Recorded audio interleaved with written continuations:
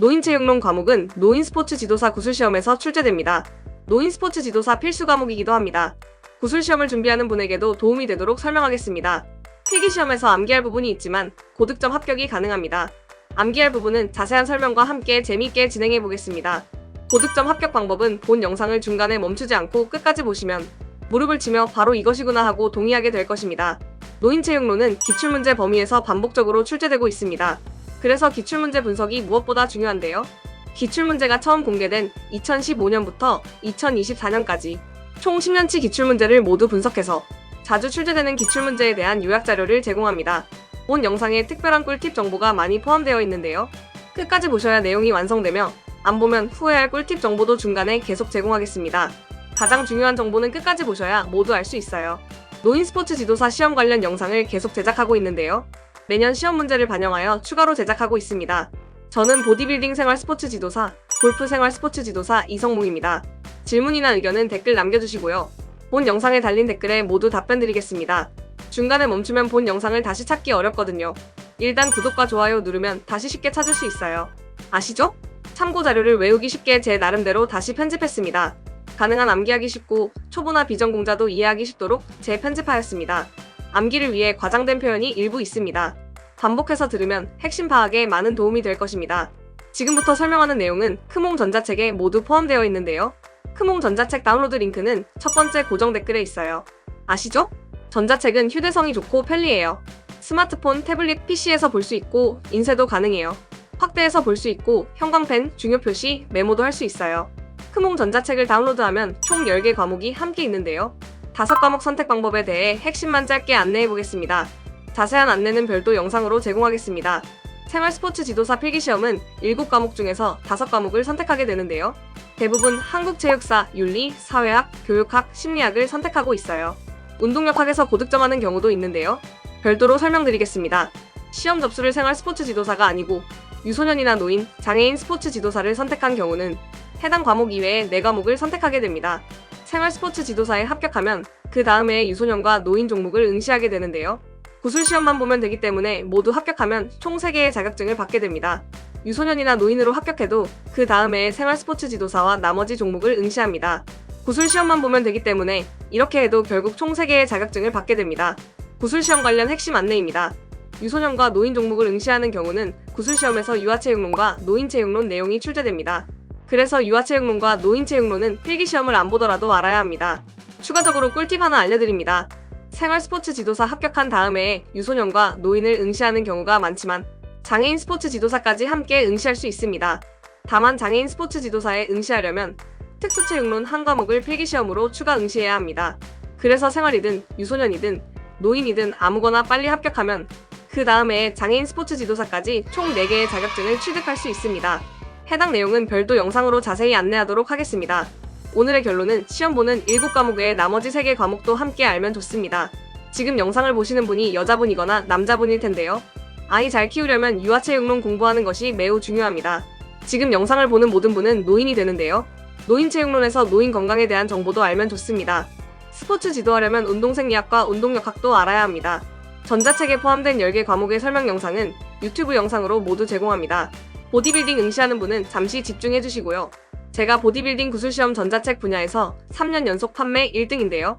보디빌딩 구술시험에서 출제되는 문제를 운동생리학, 운동역학, 그리고 유아체육론, 노인체육론 과목의 해당 부분에 별도 표시를 해놨습니다. 보디빌딩 종목이 아니더라도 유소년과 노인 응시하시는 분은 유아체육론과 노인체육론에 표시된 구술시험 문제가 동일하게 출제될 수 있으니 꼭 참고하세요. 전자책 다운로드 하신 분은 1페이지 하단에 구매 후 5점 만점 평점과 좋은 후기 부탁드립니다 라고 되어 있습니다. 5점 만점과 좋은 후기 꼭 부탁드립니다. 전자책 3페이지 상단에 구글 설문지 링크가 있습니다. 지금 보시는 것은 샘플 링크이고요. 전자책 다운로드 받으신 분은 실제 접속 링크가 있습니다. 해당 링크에 메일 주소를 입력하시면 이벤트 선물을 보내드리고 전자책이 수정되면 수정된 내용을 반영해서 추가로 메일로 보내드립니다. 떠먹여주는 핵심 요약자료도 메일로 제공합니다. 이벤트 선물과 제공되는 요약자료 샘플은 카페 자료실에 있습니다. 전자책 수정사항과 중요사항은 밴드와 카페를 통해 안내됩니다. 요즘은 오픈 채팅방을 많이 사용하는데요. 모든 질문은 오픈 채팅방에 주세요. 저를 포함해서 모든 분들이 함께 답변을 드릴 것입니다.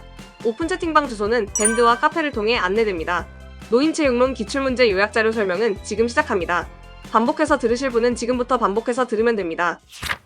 써먹여주는 핵심 요약조례에서 노인체육론 같이 보겠습니다.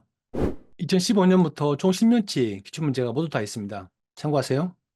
1장부터 5장까지 빠르게 한번 보고 1장부터 자세히 보도록 하겠습니다. 1장은 노화와 노화의 특성입니다.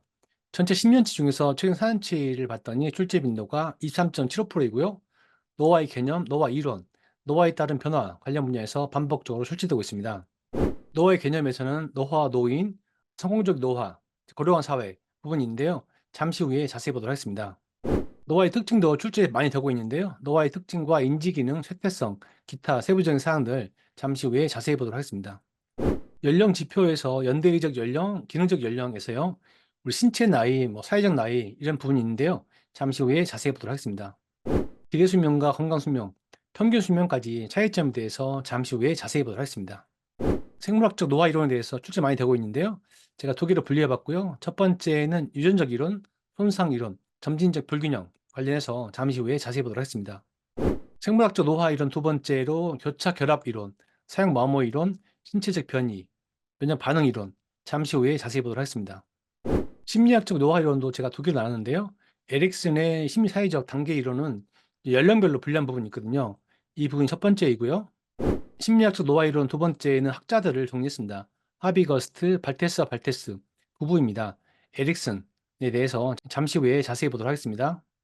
사회학적 노화 이론도 출제되고 있는데요. 활동 이론과 하위 문화 이론, 연속성 이론, 분리 이론, 교환 이론이 있습니다. 활동 이론이 제일 유명하고요. 아래에 있는 분리 이론과 좀 대립적인 부분이 있습니다. 잠시 후에 자세히 보도록 하겠습니다.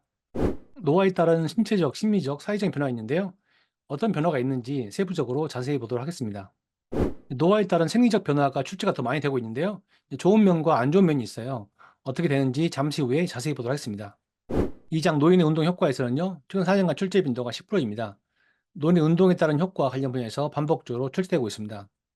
운동의 개념에 대해서 잠시 후에 자세히 보도록 하겠습니다. 체력 요소와 운동 방법도 출제되고 있는데요. 민첩성, 순발력, 근지구력, 심폐지구력, 유연성, 협응성, 평형성 관련해서 잠시 후에 자세히 보도록 하겠습니다. 운동에 따른 생리적 효과는 다시 한번 분류했는데요. 좀 헷갈리는 인슐린 관련해서도 정리를 다시 한번 했습니다. 잠시 후에 자세히 보도록 하겠습니다. 운동에 따른 사회적 효과도 잠시 후에 자세히 보도록 하겠습니다. 운동에 따른 심리적 효과도 함께 자세히 보도록 하겠습니다. 운동 효과 중에서 준비 운동과 정리 운동 잠시 후에 자세히 보도록 하겠습니다. 운동 효과에서 스트레칭에 대해서도 잠시 후에 자세히 보도록 하겠습니다. 운동 효과 기타 부분에서는 이제 저항성 운동 포함해서 잠시 후에 자세히 보도록 하겠습니다. 3장 노인 운동 프로그램 설계 부분에서는요. 최근 4년 동안 출제 빈도가 35%이고 좀 많이 나왔죠. 노인의 운동 프로그램, 미국 스포츠의학회가 제시한 노인 활동 관련해서 반복적으로 출제되고 있습니다. 운동에서 트레이닝 원리 중요하죠. 과부하의 원리, 가역성의 원리, 특수성의 원리, 개별성의 원리 잠시 후에 자세히 보도록 하겠습니다. 운동 프로그램 원리에서 기타 부분도 잠시 후에 자세히 보도록 하겠습니다. 운동 프로그램 구성 관련해서 FITT 빠질 수 없겠죠. 잠시 후에 자세히 보도록 하겠습니다. 카바네 공식으로는 목표 심박수를 측정할 수 있는데요. 이제 공식 관련해서 잠시 후에 자세히 보도록 하겠습니다. 운동 목표 설정도 어떻게 해야 되는지 잠시 후에 자세히 보도록 하겠습니다. 반드라의 자기 효능감은 우리 스포츠 심리학 내용인데요. 출제되고 있어요. 잠시 후에 자세히 보도록 하겠습니다. 운동 참여의 행동 변화 이론 관련해서 계획 행동 이론도 출제가 되고 있습니다. 건강 10년 모형도 출제가 되고 있는데요. 잠시 후에 자세히 보도록 하겠습니다. 프로차스카의 범이론적 모형까지 나오고 있는데요. 이론 관련이라 좀 쉽지 않은 부분인데 잠시 후에 자세히 보도록 하겠습니다. 미국 스포츠의학회 ACSM이죠. 노인 활동 제시한 내용이 있는데 이 부분에서 출제가 많이 되고 있어요. 잠시 후에 자세히 보도록 하겠습니다. WH에서도 노인 활동을 제시한 부분인데요. 이 부분도 잠시 후에 자세히 보도록 하겠습니다. 노인 운동 프로그램에서 주의할 점도 출제가 되고 있는데요. 잠시 후에 자세히 보도록 하겠습니다. 노인 체력 검사에서 STF가 있어요. 잠시 후에 자세히 보도록 하겠습니다. 체력 검사하면 국민 체력 벽이 빠질 수가 없겠죠? 잠시 후에 자세히 보도록 하겠습니다. 사장 질환별 프로그램 설계는요. 최근 4년간 출제 빈도가 17.5%이고요. 호흡계, 순환계, 근골격계, 신경계 등 노인의 질환에 따른 운동 프로그램 관련해서 출제가 되고 있습니다. 호흡계, 순환계 질환 운동 프로그램 관련해서 고혈압과 당뇨가 출제되고 있는데요. 잠시 후에 자세히 보도록 하겠습니다. 비만 노인 운동 프로그램 관련해서도 잠시 후에 자세히 보도록 하겠습니다. 근골격계 질환 운동 프로그램 관련해서 출제가 많이 되고 있는데요. 체중 부하 운동과 비체중 부하 운동이거든요. 잠시 후에 자세히 보도록 하겠습니다. 신경계 질환 운동 프로그램 관련해서는 치매하고 알츠하이머, 파킨슨 병이 있는데요. 잠시 후에 자세히 보도록 하겠습니다. 5장 지도자의 효과적인 지도인데요. 최근 4년간 출제 빈도는 10%이고요. 노인의 운동 지도, 노인 운동 시 위 관리 관련해서 반복적으로 출제되고 있습니다. 의사소통을 어떻게 하는 게 좋은지 출제가 많이 되고 있는데요. 잠시 후에 자세히 보도록 하겠습니다. 노인 운동 지도에 대해서도 출제가 많이 되고 있는데요. 잠시 후에 자세히 보도록 하겠습니다.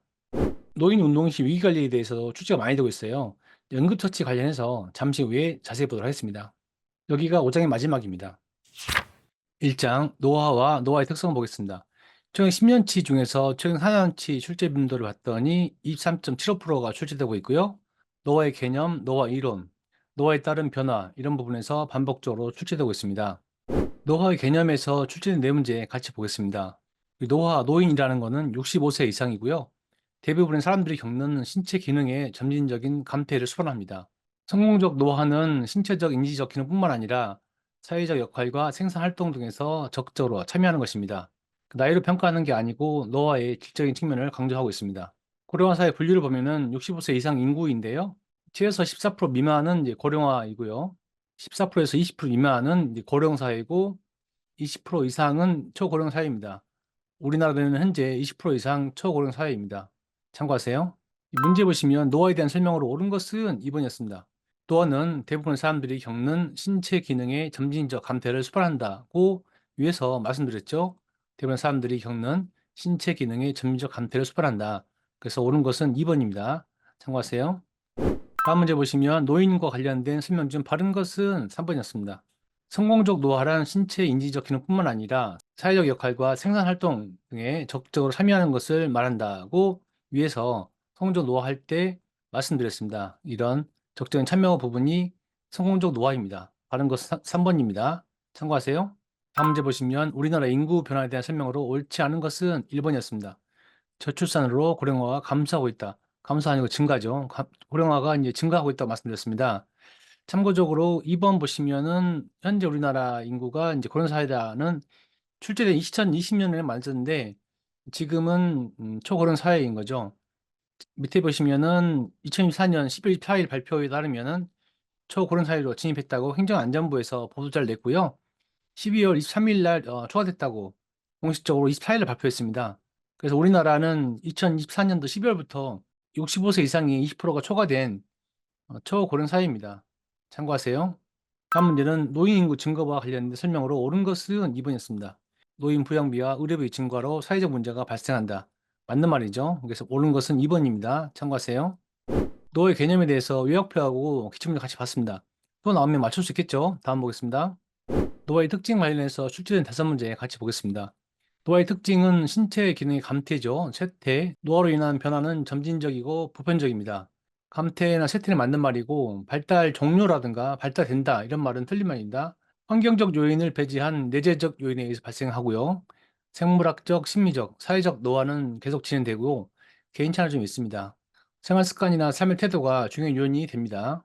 인지 기능은 기억력 저하, 늦은 정보 처리 속도, 인지 기능 저하, 반응이 느린 편이죠. 빠른 정보 처리 속도, 이러면 오답이겠죠. 참고하세요. 쇠퇴성은 노화는 쇠퇴해서 사망을 초래하고요. 신체 기능이 좋아지면 노화가 아니다. 이런 부분이 쇠퇴성입니다. 기타 부분으로 이제 누구나 갖는 보편성, 내적 변화의 내인성, 점차 심해지는 점진성을 들 수 있습니다. 참고하세요. 다음 문제 보시면 생물학적 노화의 특성으로 옳지 않은 것은 3번이었습니다. 1번의 점진적이죠. 두 번째는 이제 보편적이죠. 또 내재적 요인, 이런 부분이 맞는 부분이고요. 발달과 쇠퇴를 모두 포함한다고 했는데요. 이제 발달은 포함하지 않습니다. 발달되는 것은 노화가 아닌 것이죠. 그래서 옳지 않은 것은 3번입니다. 참고하세요. 다음 문제 보시면 노화의 특성으로 적절하지 않은 것은 4번이었습니다. 신체적, 심리적, 사회적인 발달 과정이 종료된다. 종료가 아니라고 말씀드렸죠. 점차적으로 쇠퇴되는 것이 종료되는 것은 아닙니다. 적절하지 않은 것은 4번입니다. 참고하세요. 다음 문제는 이제 노화와 관련된 인지 기능에서 나타나는 이제 보편적인 변화가 아닌 것은 2번이었습니다. 빠른 정보 처리 속도, 빠른 아니고 느린이죠. 예, 늦은 정보 처리 속도입니다. 보편적 변화가 아닌 것은 2번이었습니다. 참고하세요. 다음 문제는 이제 보기 설명하는 노화의 특성이 무엇인가요? 4번. 쇠퇴성이었는데요. 노화는 신체 기능에 이제 부정적인 영향을 미쳐서 사망을 초래한다. 나이가 들면서 신체 기능이 더 좋아지면 노화가 아니다. 이런 부분들이 쇠퇴성이라고 말씀드렸죠. 노화는 쇠퇴해서 사망하는 부분, 신체 기능이 좋아지면 노화가 아니다. 이런 부분이 쇠퇴성이기 때문에 특징은 4번 쇠퇴성입니다. 참고하세요. 다음 문제 보시면 노인에 대한 사회 문화적 인식으로 옳은 것은 3번이었습니다. 노인의 생활 습관과 삶의 태도는 신체적, 정신적 건강의 중요한 요소다. 맞는 부분이죠. 삶의 습관이나 태도 이런 부분들이 중요한 요인이라고 말씀드렸죠. 옳은 것은 3번입니다. 참고하세요. 노화의 특징에 대해서 요약표랑 기출문제 같이 봤습니다. 어렵진 않죠? 또 나오면 맞출 수 있겠죠? 다음 보겠습니다. 연령 지표 관련해서 출제된 세 문제 같이 보겠습니다. 연대기적 연령과 기능적 연령이 있는데요. 연대기적 연령은 일반적으로 사용 나이입니다. 가장 보편적인 지표이고 살아온 시간을 말하는 거죠. 노인의 경우에 연소, 중고령, 고령, 초고령 노인으로 분류할 수 있습니다. 여기서 연소라는 거는 65세 이상 막 넘었을 때이고, 이제 고령은 이제 99세까지이고, 초고령은 100세 이상 이렇게 분류할 수 있습니다. 기능적 나이인데요. 같은 나이와 성별에 비교해서 기능적 체력, 신체 연령 이런 부분을 기능적 나이, 기능적 연령이라고 하고요. 기능적 나이 분류는 신체적 나이하고 사회적 나이, 심리적 나이 이런 부분들이 있고요. 연대기적 나이는 기능적 나이가 아닙니다. 참고하세요. 이 문제 보시면 이제 보기에서 설명하는 연령 지표가 무엇인가요? 정답은 4번 연대기적 연령이었는데요. 가장 보편적인 지표이고 살아온 시간 이런 부분들이 연대기적 나이라고 말씀드렸고요. 노인의 경우에 연소노인, 뭐 중고령, 고령, 초고령, 100세 이상 이렇게 분류하는 부분들 이런 부분들이 연대기적 연령이라고 말씀드렸죠. 정답은 4번입니다. 참고하세요. 다음 문제는 기능적 나이에 포함되지 않는 것은 2번이었습니다. 1번은 신체적 나이 이 부분이 여기 있었고요. 3번에 사회적 나이 여기 있죠. 그리고 심리적 나이도 4번에 있습니다. 연대기적 나이는 이 기능적 나이 분류가 아니라고 말씀드렸죠. 옳지 않은 것은 2번입니다. 참고하세요. 다음 보시면 이제 보기 설명하는 연령 지표가 무엇인가요? 정답은 1번 기능적 연령인데요. 신체 연령 이 부분이 기능적 나이죠. 첫 번째 보기에서는 역 연령과 대비되는 개념으로 기능적 연령이고요. 기능적 체력과 관련된 부분 이런 부분들이 기능적 연령입니다. 참고하세요. 연령 지표 관련해서 요약표하고 기출문제 같이 봤습니다. 또 나오면 맞출 수 있겠죠? 다음 보겠습니다. 기대 수명과 건강 수명 관련해서 출제된 두 문제 같이 보겠습니다. 우리 평균 수명은 사람들이 평균적으로 얻는 수명이죠. 기대 수명은 생존이 기대되는 앞으로 얼마큼 더 살지 이런 부분들이 기대 수명이고요. 이제 통계적으로 추정한 부분입니다. 건강 수명은 질병이나 장애 없이 일상생활을 유지 가능한 생존, 웰빙 기간이죠. 이런 부분들이 건강 수명입니다. 참고하시고요. 이 문제 보시면 기대 수명에 대한 설명으로 옳지 않은 것은 2번이었습니다. 기대 수명과 평균 수명은 동일한 개념이다. 동일한 개념이 아니고 별도의 다른 개념입니다. 옳지 않은 것은 2번이고요. 참고하세요.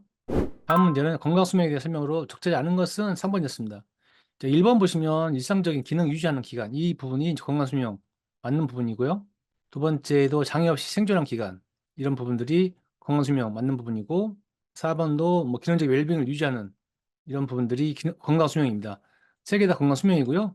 3번은 이제 성별, 연령별로 얼마큼 더 살아갈지 통계적으로 추정한 대치 이런 부분들이 이제 기대 수명이죠. 건강 수명에 대한 설명이 아닌 것은 3번입니다. 참고하세요. 기대 수명과 건강 수명에 대해서 요약표랑 기출문제 같이 봤습니다. 또 나오면 맞출 수 있겠죠? 다음 보겠습니다. 생물학적 노화 이론 출제 많이 되고 있는데요. 유전적 이론과 손상 이론, 점진적 불균형이 있는데요. 유전적 이론은 노화 속도 결정이 유전적이다. 이런 유전적 영향, 이런 부분들이 유전적 이론이고요. 손상 이론은 자유기에 의한 세포 훼손, 이 훼손 부분이 큰 부분이고요. 폐혈관 근육 등이 뭐 탄력이 감소한다. 이런 부분들이 손상 이론입니다. 점진적 불균형은 인체 속도라든가 점진적 노화, 신경 내분비계의 이제 불균형 이런 부분들이 점진적으로 노화가 되는 부분들 이런 부분들이 점진적 불균형입니다. 참고하세요.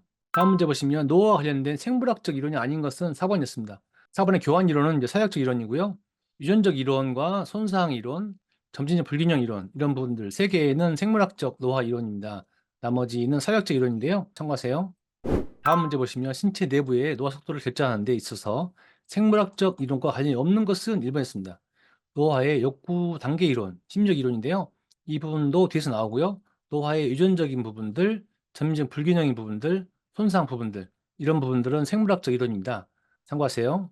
다음 문제는 이제 보기에서 해당하는 노화의 생물학적 이론이 바르게 연결된 것은 1번이었습니다. 유전적 이론, 손상 이론, 점적 불균형을 다 물어봤는데요. 첫 번째가 유전적 이론입니다. 유전적 요인에 의해서 노화 속도가 획득된다. 두 번째는 세포 손상 관련해서는 손상 이론이죠. 세 번째는 인체 기관이 다른 속도로 노화한다. 이 부분이 이제 점진적 불균형 이론입니다.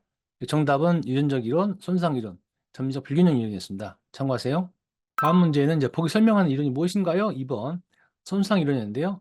자육에 의한 세포 훼손, 세포 훼손되는 부분들, 이런 부분들이 손상 이론입니다. 결합 조직의 엘라스틴과 콜라겐 교차 결합, 이 폐, 신장, 혈관, 소화기, 근육 등의 탄력성을 감소시킨다. 점차적으로 손상되는 부분들이죠. 정답은 2번 손상 이론이었습니다. 생물학적 노화 이론 첫 번째 부분은 요약표랑 기출문 같이 봤는데요.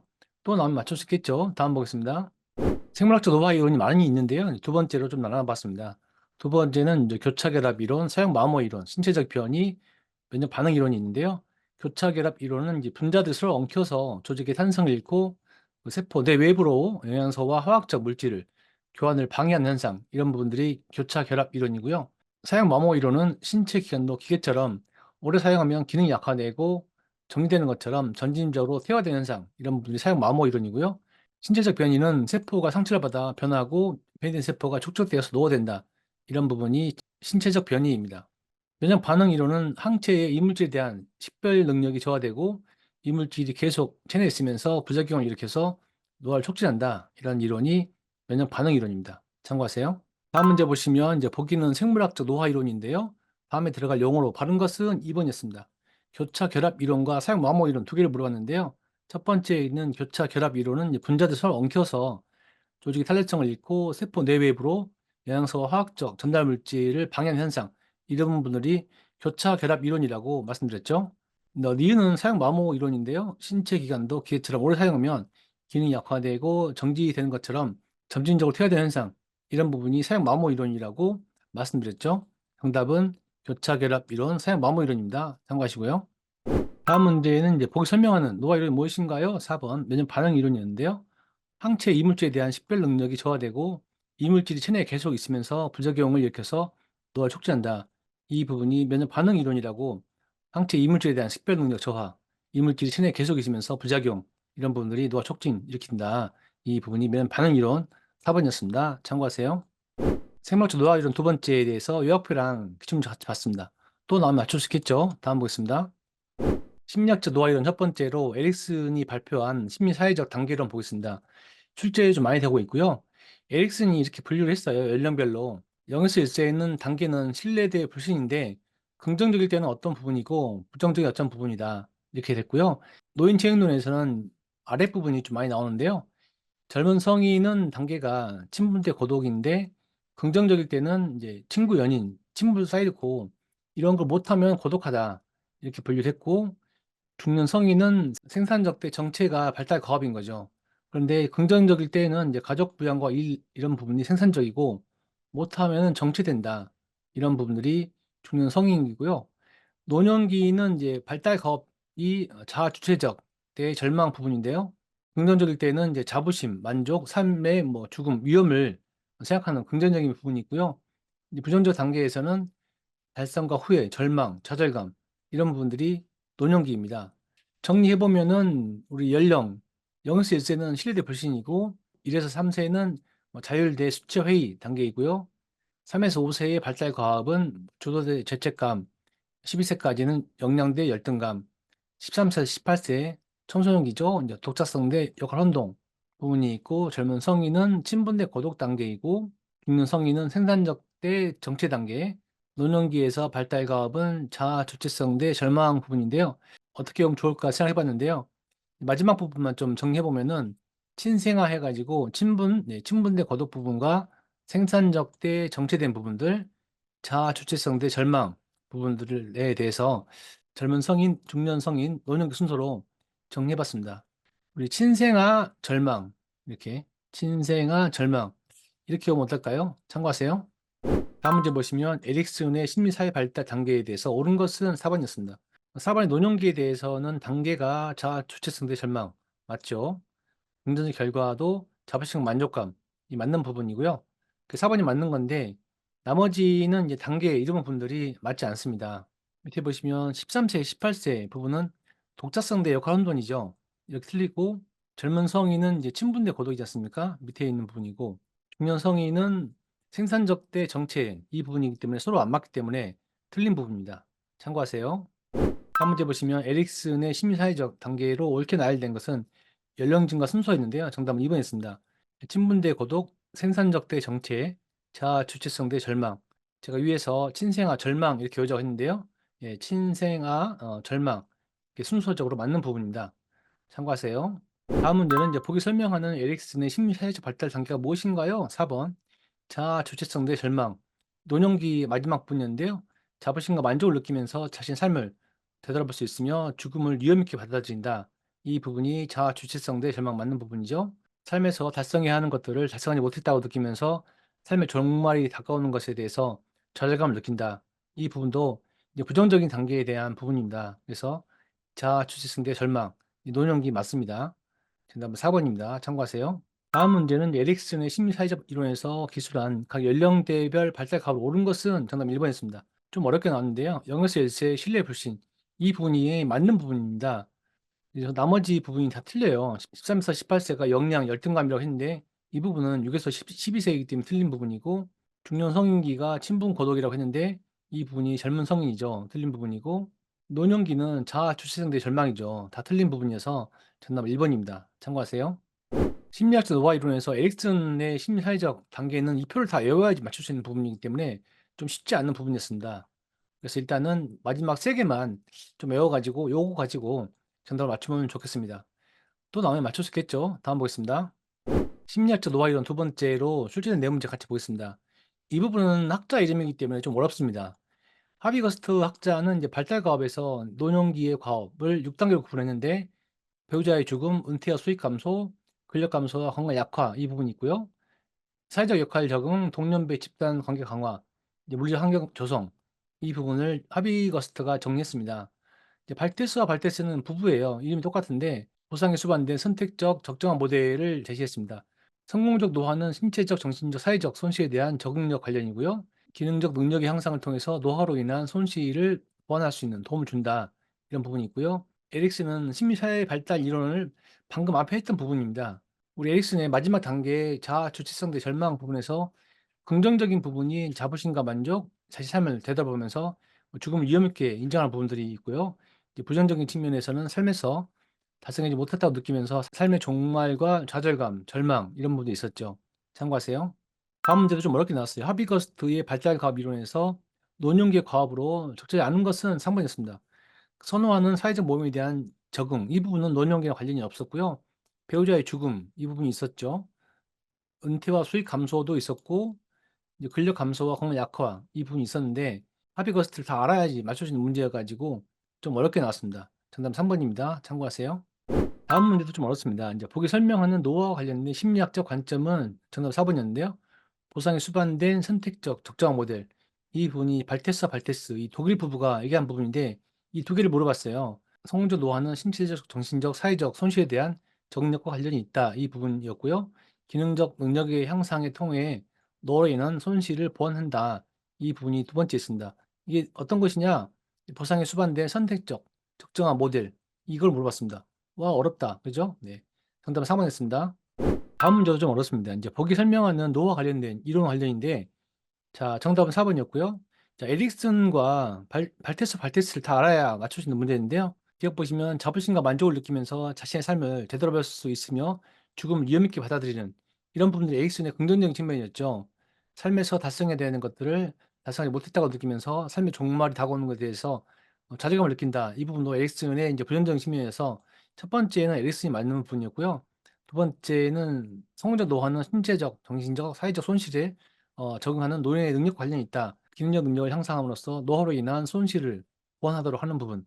이 부분이 이제 발테스 내용인데 두 개 다를 알아야지 맞출 수 있는 문제이기 때문에 좀 어렵게 나왔습니다. 정답은 4번입니다. 참고하세요.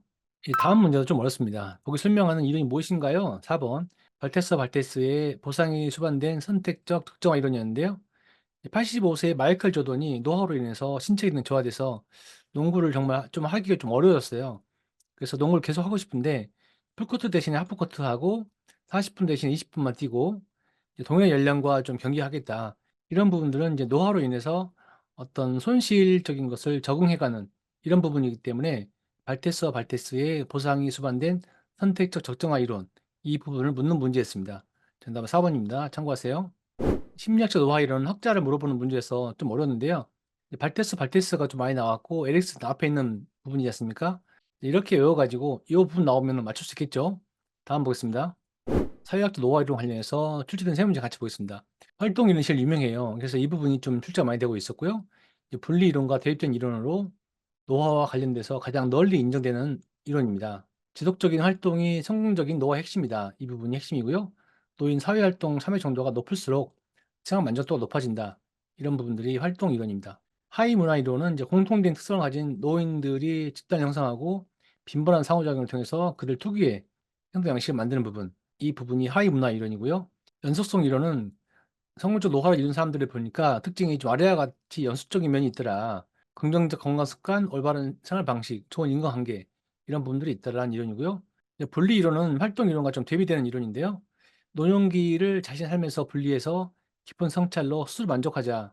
좀 소극적인 노후 활동이에요. 그래서 활동 이론과 좀 대비된다. 이렇게 좀 얘기를 하고 있고요. 교환 이론은 사람 사이의 반복적인 교환, 노인은 교환 조건 열쇠이다. 참고하세요. 다음 문제 보시면 이제 보기 설명하는 노화와 관련된 사회학적 이론이 무엇인가요? 1번 있습니다. 활동 이론이었는데요. 이제 분리 이론과 대비된 이론이라고 했고, 지속적인 활동이 성공적인 노화의 핵심이고, 노인의 사회 활동 참여 정도가 높을수록 생활 만족도가 높아진다. 이 부분이 활동 이론이 있습니다. 분리 이론과 대비된다고 말씀드렸죠. 활동 이론 중요하다고 말씀드렸고, 정답 1번 활동 이론입니다.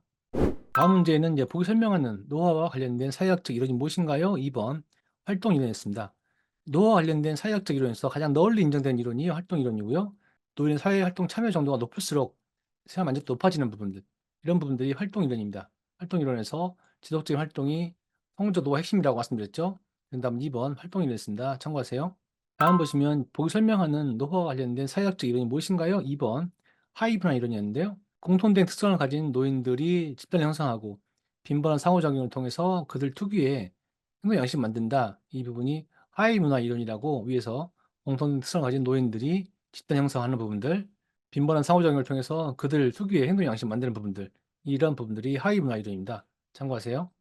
사회학적 노화 이론에 대해서 가장 중요한 활동 이론과 나머지 이론들을 같이 봤습니다. 자, 기출문제 같이 봤는데요. 또 나오면 맞출 수 있겠죠? 노화에 따른 신체적, 심리적, 사회적 변화 보겠는데요. 출제가 많이 되고 있고요. 신체적 변화가 제일 많이 나오고 있어요.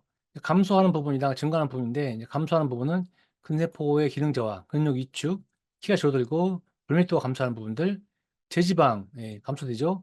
근질량, 관절 유연성 감소, 폐탄력성 감소되고요. 최대 심박수, 최대 산소 섭취량 감소됩니다. 이것도 참고하시고요.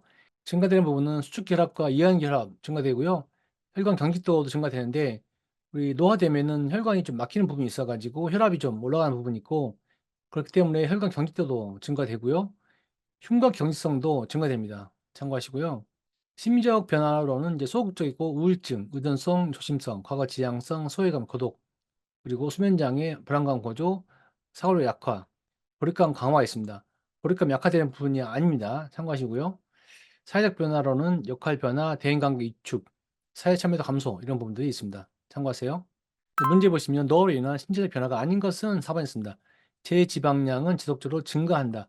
제지방량은 감소한다고 말씀드렸죠. 감소하기 때문에 아닌 것은 4번입니다. 참고하세요.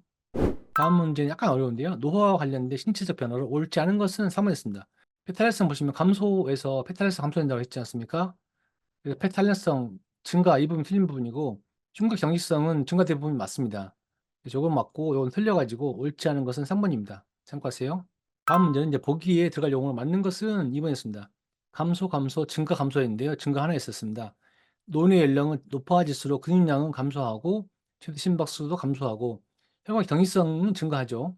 최대 산소 섭취량도 감소합니다. 근육량과 최대 심박수는 이제 감소되는 부분이 있고요. 최대 산소 섭취량도 감소되는 부분이고요. 증가되는 부분은 혈관 경직성, 이 부분이 증가됩니다. 그래서 알맞은 것은 2번입니다. 참고하세요. 다음 문제 보시면 이제 보기 대화에서 노인에게 나타날 수 있는 증상이 아닌 것은 3번이었습니다. 고립감 약하고 아니고 강화가 있는데요. 거기 보시면 코로나19로 경장이 운영돼서 너무 운동도 못하고 친구도 못 만나니까 너무 슬프고 함께 했던 친구들과 좀 그립다. 나도 그래. 옆집에 사는 최 씨는 최는 안 보이던데 뭐 술로 계속 잠은 자려고 하던데 걱정이야. 밖에서 나가서 운동도 하고 친구도 만나면 좋은데 이러면 큰일 나겠네 하고 이런 분들이 고립감이 강화되는 부분이어서 옳지 않은 것은 3번이었습니다. 참고하세요. 노화에 따라 신체적, 심리적, 사회적 변화 같이 봤는데요. 요약표랑 기출문제 있으면 맞출 수 있겠죠? 다음 보겠습니다. 다음 부분은 노화에 따른 생리적, 신체적 변화인데요. 앞에서 봤던 부분을 다시 한번 정리했습니다. 생리적 변화 감소 안 좋은 거 중복되는 부분이긴 한데요. 최대 산소 섭취량 감소되는 부분들, 최대 심박수 감소되는 부분, 이 부분이 좀 많이 출제되고 있고요. 동종맥 산소차 감소되는 부분들, 이제 박출량 감소되는 부분들 참고하시고요. 생리적 변화에서 증가돼서 안 좋은 부분들은 우리 체지방 비율 증가, 수축기 및 이항기, 혈압수치 증가, 사는 능력 증가 이런 부분들이 안 좋은 부분입니다. 참고하시고요. 문제에 보시면 노화로 인해서 일반적인 생리적 변화에 대해서 옳지 않은 것은 4번이었습니다. 최대 심박수가 증가한다. 최대 심박수는 감소한다고 말씀드렸죠? 옳지 않은 것은 4번입니다. 다음 문제는 노화로 인해서 생리적 변화가 아닌 것은 3번이었습니다. 수축기 및 이항기 혈압 수치 감소가 아니고 증가라고 말씀드렸죠? 앞에서도 그래서 나왔습니다. 참고하시고요. 다음 문제는 노화에 따른 생리적 변화로 옳은 것은 2번이었습니다. 동정맥 산소차 감소. 감소는 맞는 부분이죠. 그래서 이렇게 옳은 것은 2번입니다. 참고하세요. 노화에 따른 생리적 변화. 역표랑 기출문제 같이 봤는데요. 또 나오면 맞출 수 있겠죠. 다음은 2장으로 가겠습니다. 2장 노인의 운동 효과 보겠습니다. 최근 4년간 출제 빈도는 10%이고요. 노인의 운동에 따른 효과 관련해서 반복적으로 출제되고 있습니다. 운동의 개념은 출제 2번 됐는데요. 내용 같이 보겠습니다. 운동이라고 하면은 이제 구체적인 목표와 계획된 신체 활동인 거죠. 의도적이고 반복적인 단순한 움직임은 운동이 아니고요. 운동은 이제 관찰 가능한 외연적 움직임이다 하면 틀린 부분이고요. 목표와 계획이 있어야지 운동이고 단순한 움직임은 운동이 아니다. 이 부분이 핵심입니다. 문제 보시면 운동에 관한 설명으로 옳지 않은 것은 1번입니다. 운동은 신체 활동을 수행할 수 있는 능력이다. 단순한 신체 활동은 운동이 아니고요. 목표와 계획이 있어야지 신체 활동, 운동이다 할 수 있습니다. 그래서 옳지 않은 것은 1번입니다. 참고하세요. 다음 문제도 같은 문제인데요. 노인 체육 관련 용어의 의미가 옳지 않은 것은 2번이었습니다. 운동이라고 하면은 관찰 가능한 외연적 움직임, 이렇게 움직임만 있으면 안 되고 목표와 계획이 있어야 된다. 그래서 단순한 움직임은 운동이 아니다. 이 부분이 핵심입니다. 옳지 않은 것은 2번입니다. 참고하세요. 운동의 개념은 요약표랑 기출문제 같이 봤는데요. 단순해서 또 나오면 맞출 수 있겠죠. 다음 보겠습니다. 체력 요소에서 체력 요소와 운동 방법 출제된 세 문제 같이 보겠습니다. 민첩성, 순발력, 근지구력 다양하게 있는데요. 민첩성은 신체를 신속히 조작하고 빠르게 전환하는, 신체를 재빠르게 바꾸는 이런 부분들이 민첩성이죠. 순발력은 순간적인 근육 수축시키며 동작하는 부분, 이제 빠르고 멀리 이동하는 부분들, 멀리뛰기 이런 것이 순발력이죠. 근지구력은 동일한 근수축 운동을 반복적으로 수행할 수 있는 능력이고요. 심폐지구력은 긴 시간 동안 지속적으로 전신 활동을 수행할 수 있는 능력, 예를 들면 고정식 자전거 타기 이런 부분들이 심폐지구력에 해당합니다. 유연성은 의자에 앉아서 등을 굽혔다 펴기 이런 부분으로 측정할 수 있고요. 협응성은 신체 각 부위가 조화를 이루면서 원활히 움직이는 능력인데요. 덤벨을 들고 앉았다 일어서기 이런 부분들이 협응성이고요. 높이뛰기, 공중 동작, 이제 근력과 힘과 동작이 동시에 필요한 부분입니다. 평형성은 의자를 잡고 옆으로 한 발 들기가 있고요. 눈 감고 외발서기 등이 있고요. 참고적으로 신체 부위 조화는 협응성입니다. 참고하십시오. 문제 보시면 보기에서 체력 요소별 정의를 바르게 묶은 것은 4번입니다. 디귿 리을인데요. 근지구력은 동일한 근수축 운동을 반복적으로 수행할 수 있는 능력. 이 부분이 근지구력이라고 말씀드렸죠. 리을 심폐지구력은 긴 시간 동안 지속적으로 전신 활동을 수행할 수 있는 능력. 이 부분 심폐지구력은 위에서 긴 시간 동안 지속적으로 전신 활동을 수행할 수 있는 능력. 이 부분이 심폐지구력입니다. 기억 보시면 짧은 시간 동안 신체 방향을 빠르게 전환하는 능력은 위에서 보시면 민첩성이라고 했죠. 그래서 순발력이 아니고요. 최대한 빠르고 멀리 신체를 이동하는 능력. 이 부분은 이쪽에 있습니다. 순발력이죠. 그래서 순발력과 민첩성 이 보기가 바뀌었습니다. 바르게 묶인 것은 4번입니다. 참고하세요. 다음 보시면 노인의 체력 요소와 이를 향상시키는 운동 방법이 바르게 연결된 것은 1번이었습니다. 심폐지구력은 고정식 자전거 타기라고 위에서 말씀드렸죠. 이 부분 심폐지구력 맞는 부분입니다. 참고하시고요. 다음 문제는 좀 어려운 문제인데요. 체력 요소에 따른 노인의 운동 방법과 효과가 바르게 연결되지 않은 것은 4번이었습니다. 평형성이 의자를 잡고 옆으로 한 발 들기. 이 부분은 맞는 부분인데요. 신체 각 부위가 조화를 이루면서 원활히 움직일 수 있는 능력. 이 부분은 협응성입니다. 그래서 앞에는 평형성인데 뒤에가 협응성이어서 바르지 않은 것은 4번입니다. 참고하세요. 체력 요소와 운동 방법에 대해서 요약표랑 규칙문제 같이 봤는데요. 또 나오면 맞출 수 있겠죠. 다음 보겠습니다. 운동에 따른 생리적 효과 보겠습니다. 출제 3번 냈는데요. 운동에 따라서 생리적 효과로는 이제 면역체계 기능 강화, 골격근 강화, 골밀도 감소율 조화, 체지방 감소, 안정시 심박수 감소, 동맥 경직도 감소 등이 있고요. 생리적 효과에서 좋은 부분은 이제 근력의 증가, 수면의 질 증가, 뇌혈량의 증가, 고밀도 지단백 콜레스테롤, HDL-C 증가 부분이 있고요. 이제 모세혈관 밀도 증가 부분이 있습니다. HDL-C는 이제 높은 게 좋은 거고 LDL은 낮은 게 좋은 거죠. 생리적 효과에서 헷갈리는 것을 별도 정리해 봤는데요. 인슐린이 좀 헷갈리실 것 같아요. 인슐린의 내성, 저항성 감소하고 인슐린 감수성 증가 부분인데요. 우리 인슐린이라는 거는 혈당을 체내에 세포 속으로 들어가게 하는 이렇게 에너지를 만드는 연료로 사용되는 호르몬인데요. 잘 보시면은 인슐린의 저항성, 내성이 감소돼야지 혈당 속으로 체내로 잘 들어가거든요. 또한 인슐린 감수성이 그러니까 활성화가 증가돼야지 좋은 겁니다. 그래서 인슐린 저항성하고 감성은 반대 개념이에요. 시험에서 이걸 자꾸 물어보거든요. 인슐린은 같은데 뒤에가 저항성인지 감수성인지 헷갈리실 것 같아가지고 제가 정리를 했고요. 저항성이 높으면은 당뇨, 고혈압, 고지혈, 심장병 그래서 안 좋은 거예요. 그래서 인슐린은 둘 다 혈당을 체내 세포 속으로 잘 들어가게 해야 되는데 저항성이 감소돼야지 들어갈 수 있고 감성이 높아야지 잘 들어갈 수 있다. 이렇게 정리하시면 되겠습니다. 참고하세요. 이제 문제 보시면 노인 운동 참여에 대한 신체 및 생리적 효과가 아닌 것은 2번이었습니다. 사회성 향상은 생리적 효과가 아니고 사회적 효과가 있는데요. 면역 기능 변화, 골격근 변화, 불밀도 감소율 저하 이런 부분들이 생리적 효과이고요. 2번은 사회성 효과였습니다. 참고하세요. 다음 문제 보시면 이제 보기에서 운동이 노인에게 미치는 생리적 효과로 옳은 것만을 모두 고른 것은 2번이었습니다. 니은디은 니을인데요. 체지방 감소, 체지방 감소 있었죠. 맞는 부분이고요. 인슐린 감수성 증가, 이 부분은 인슐린 감수성 증가 있었습니다. 옳은 것이고요. 안정性심박수 감소, 이 부분도 여기 있었습니다. 그래서 세 개가 옳은 것이고요.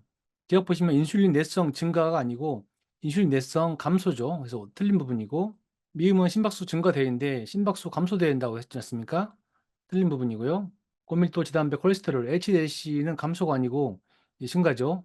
HDL-C는 높은 게 좋은 거라고 했지 않습니까?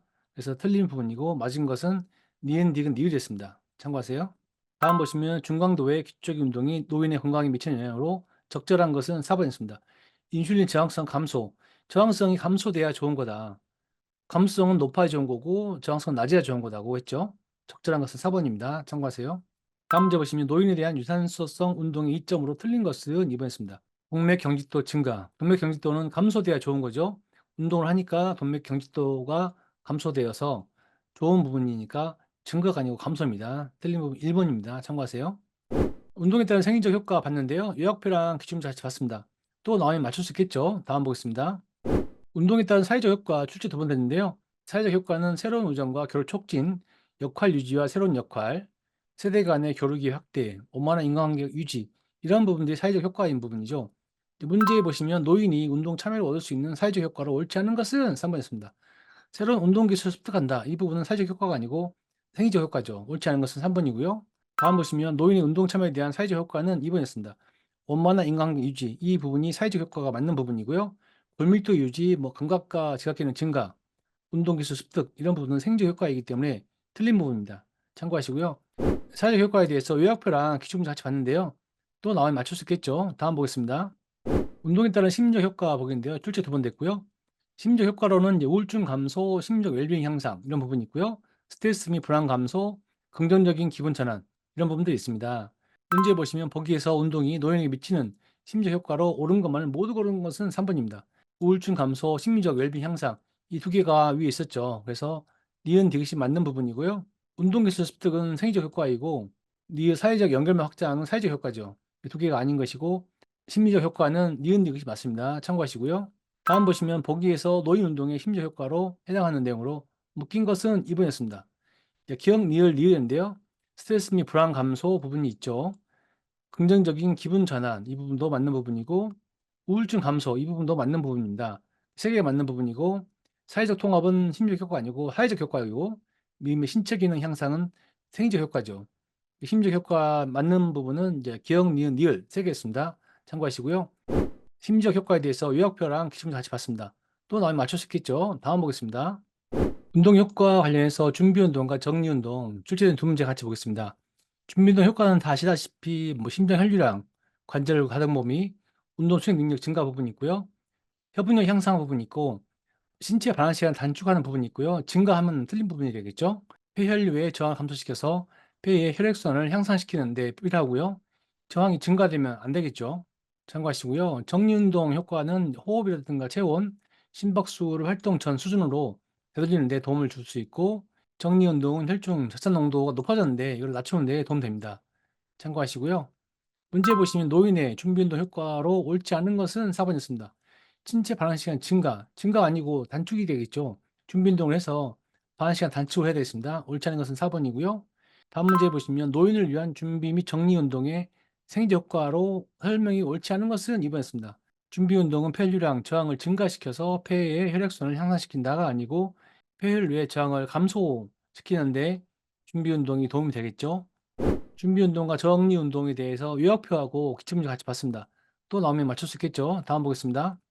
운동 효과 스트레칭 보겠습니다. 출제 3번 됐고요. 정적 스트레칭은 몸 늘린 상태로 동작을 일시 정지하는 부분이고요. 어깨나 종아리 늘리기 이런 부분들이 있습니다. 정적 스트레칭은 이제 동적 스트레칭에 비해서 상해 위험이 적어서 노인에게 안전한 부분이 있습니다. 동적 스트레칭은 하나의 신체 부위에서 다른 신체 부위로 자세를 반복적으로 바꾸어서 관절 가동 범위를 점진적으로 증가시키는 방법이죠. 예를 들면 워킹 런지 이런 부분들이 있습니다. 탄성 스트레칭은 이제 반동 스트레칭이라고 하죠. 마지막에 근육 한계점까지 탄성을 주는 부분인데요. 노인에게는 위험하니까 주의해야 합니다. 고유수용성 신경근 촉진법도 있는데요. 근육군과 건의 등적성 수축 후에 같은 근육군을 정적 스트레칭 하는 부분이고요. 대각선이나 사선, 특정 움직임, 신경근 자극 움직임 이런 만드는 치료 부분에 활용되고요.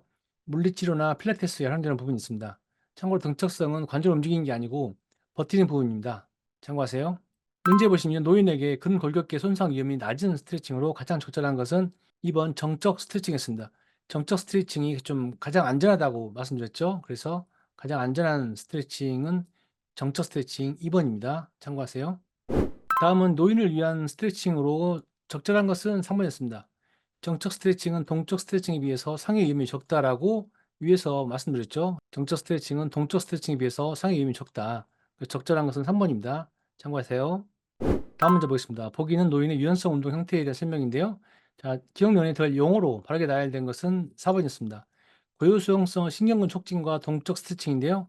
첫 번째의 고유수용성 신경근 촉진은 해당 근육군과 건의 등적성 수축을 일으킨 후에 같은 근육군을 정적으로 스트레칭하는 방법, 이 부분이 고유수용성 신경근 촉진법이라고 말씀드렸죠. 니은 동적 스트레칭인데요. 하나의 신체 부위에 다른 신체 부위로 자세를 반복적으로 바꾸어서 관절 가동 범위를 점진적으로 증가시키는 방법, 이 부분이 동적 스트레칭이라고 말씀드렸죠. 정답은 고유수용성 신경근 촉진과 동적 스트레칭이었습니다. 참고하세요. 스트레칭 관련해서 요약표랑 기출문제 같이 봤습니다. 또 나오면 맞출 수 있겠죠? 다음 보겠습니다. 운동 효과에서 보시면 이제 저항성 운동 효과가 좀 많이 나왔는데요. 저항성 운동 효과는 이제 골밀도 증가, 낙상 위험 감소, 혈관 경직도 감소 등이 있고요. 일정 수준으로 근력이 회복되겠죠. 이때 수준은 아니고요. 근력과 제지방량이 증가됩니다. 제지방이라고 하면은 지방을 제외한 나머지죠. 이제 뼈와 근육인데 제지방이 높으면 좋은 겁니다. 저항성 운동을 통해서 제지방량이 증가될 수 있는 부분이 있습니다. 참고하시고요. 문제 보시면 운동 경험이 없는 노인이 장기간 저항성 운동을 했을 때 예상되는 변화는 3번 근력과 제지방량의 증가, 이 부분이 효과입니다. 그래서 맞는 부분은 3번입니다. 참고하세요.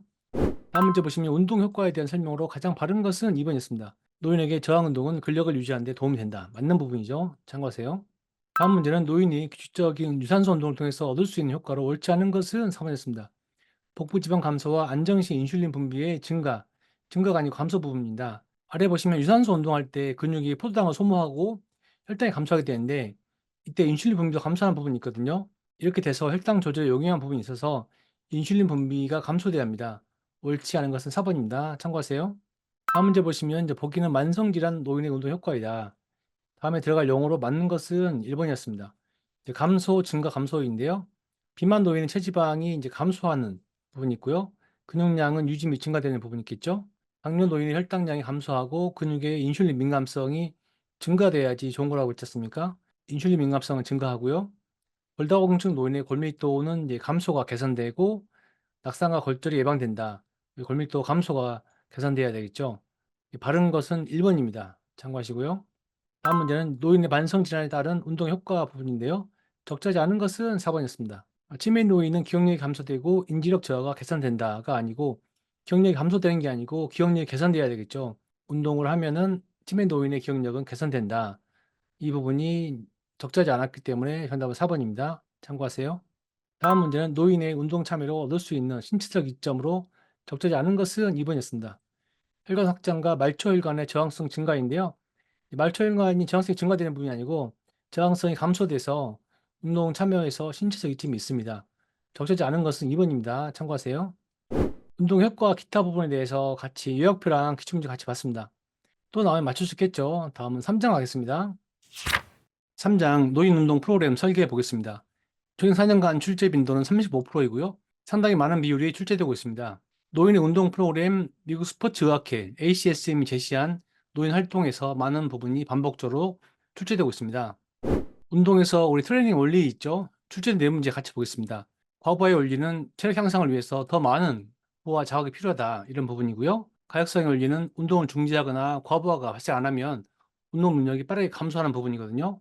체력이 향상되었으나 운동을 3개월 안 하면 계단도 힘들다 이런 부분이 가역성의 원리이고요. 특수성의 원리는 특성별 트레이닝을 하면은 더 효과적으로 효과가 있다는 부분이고요.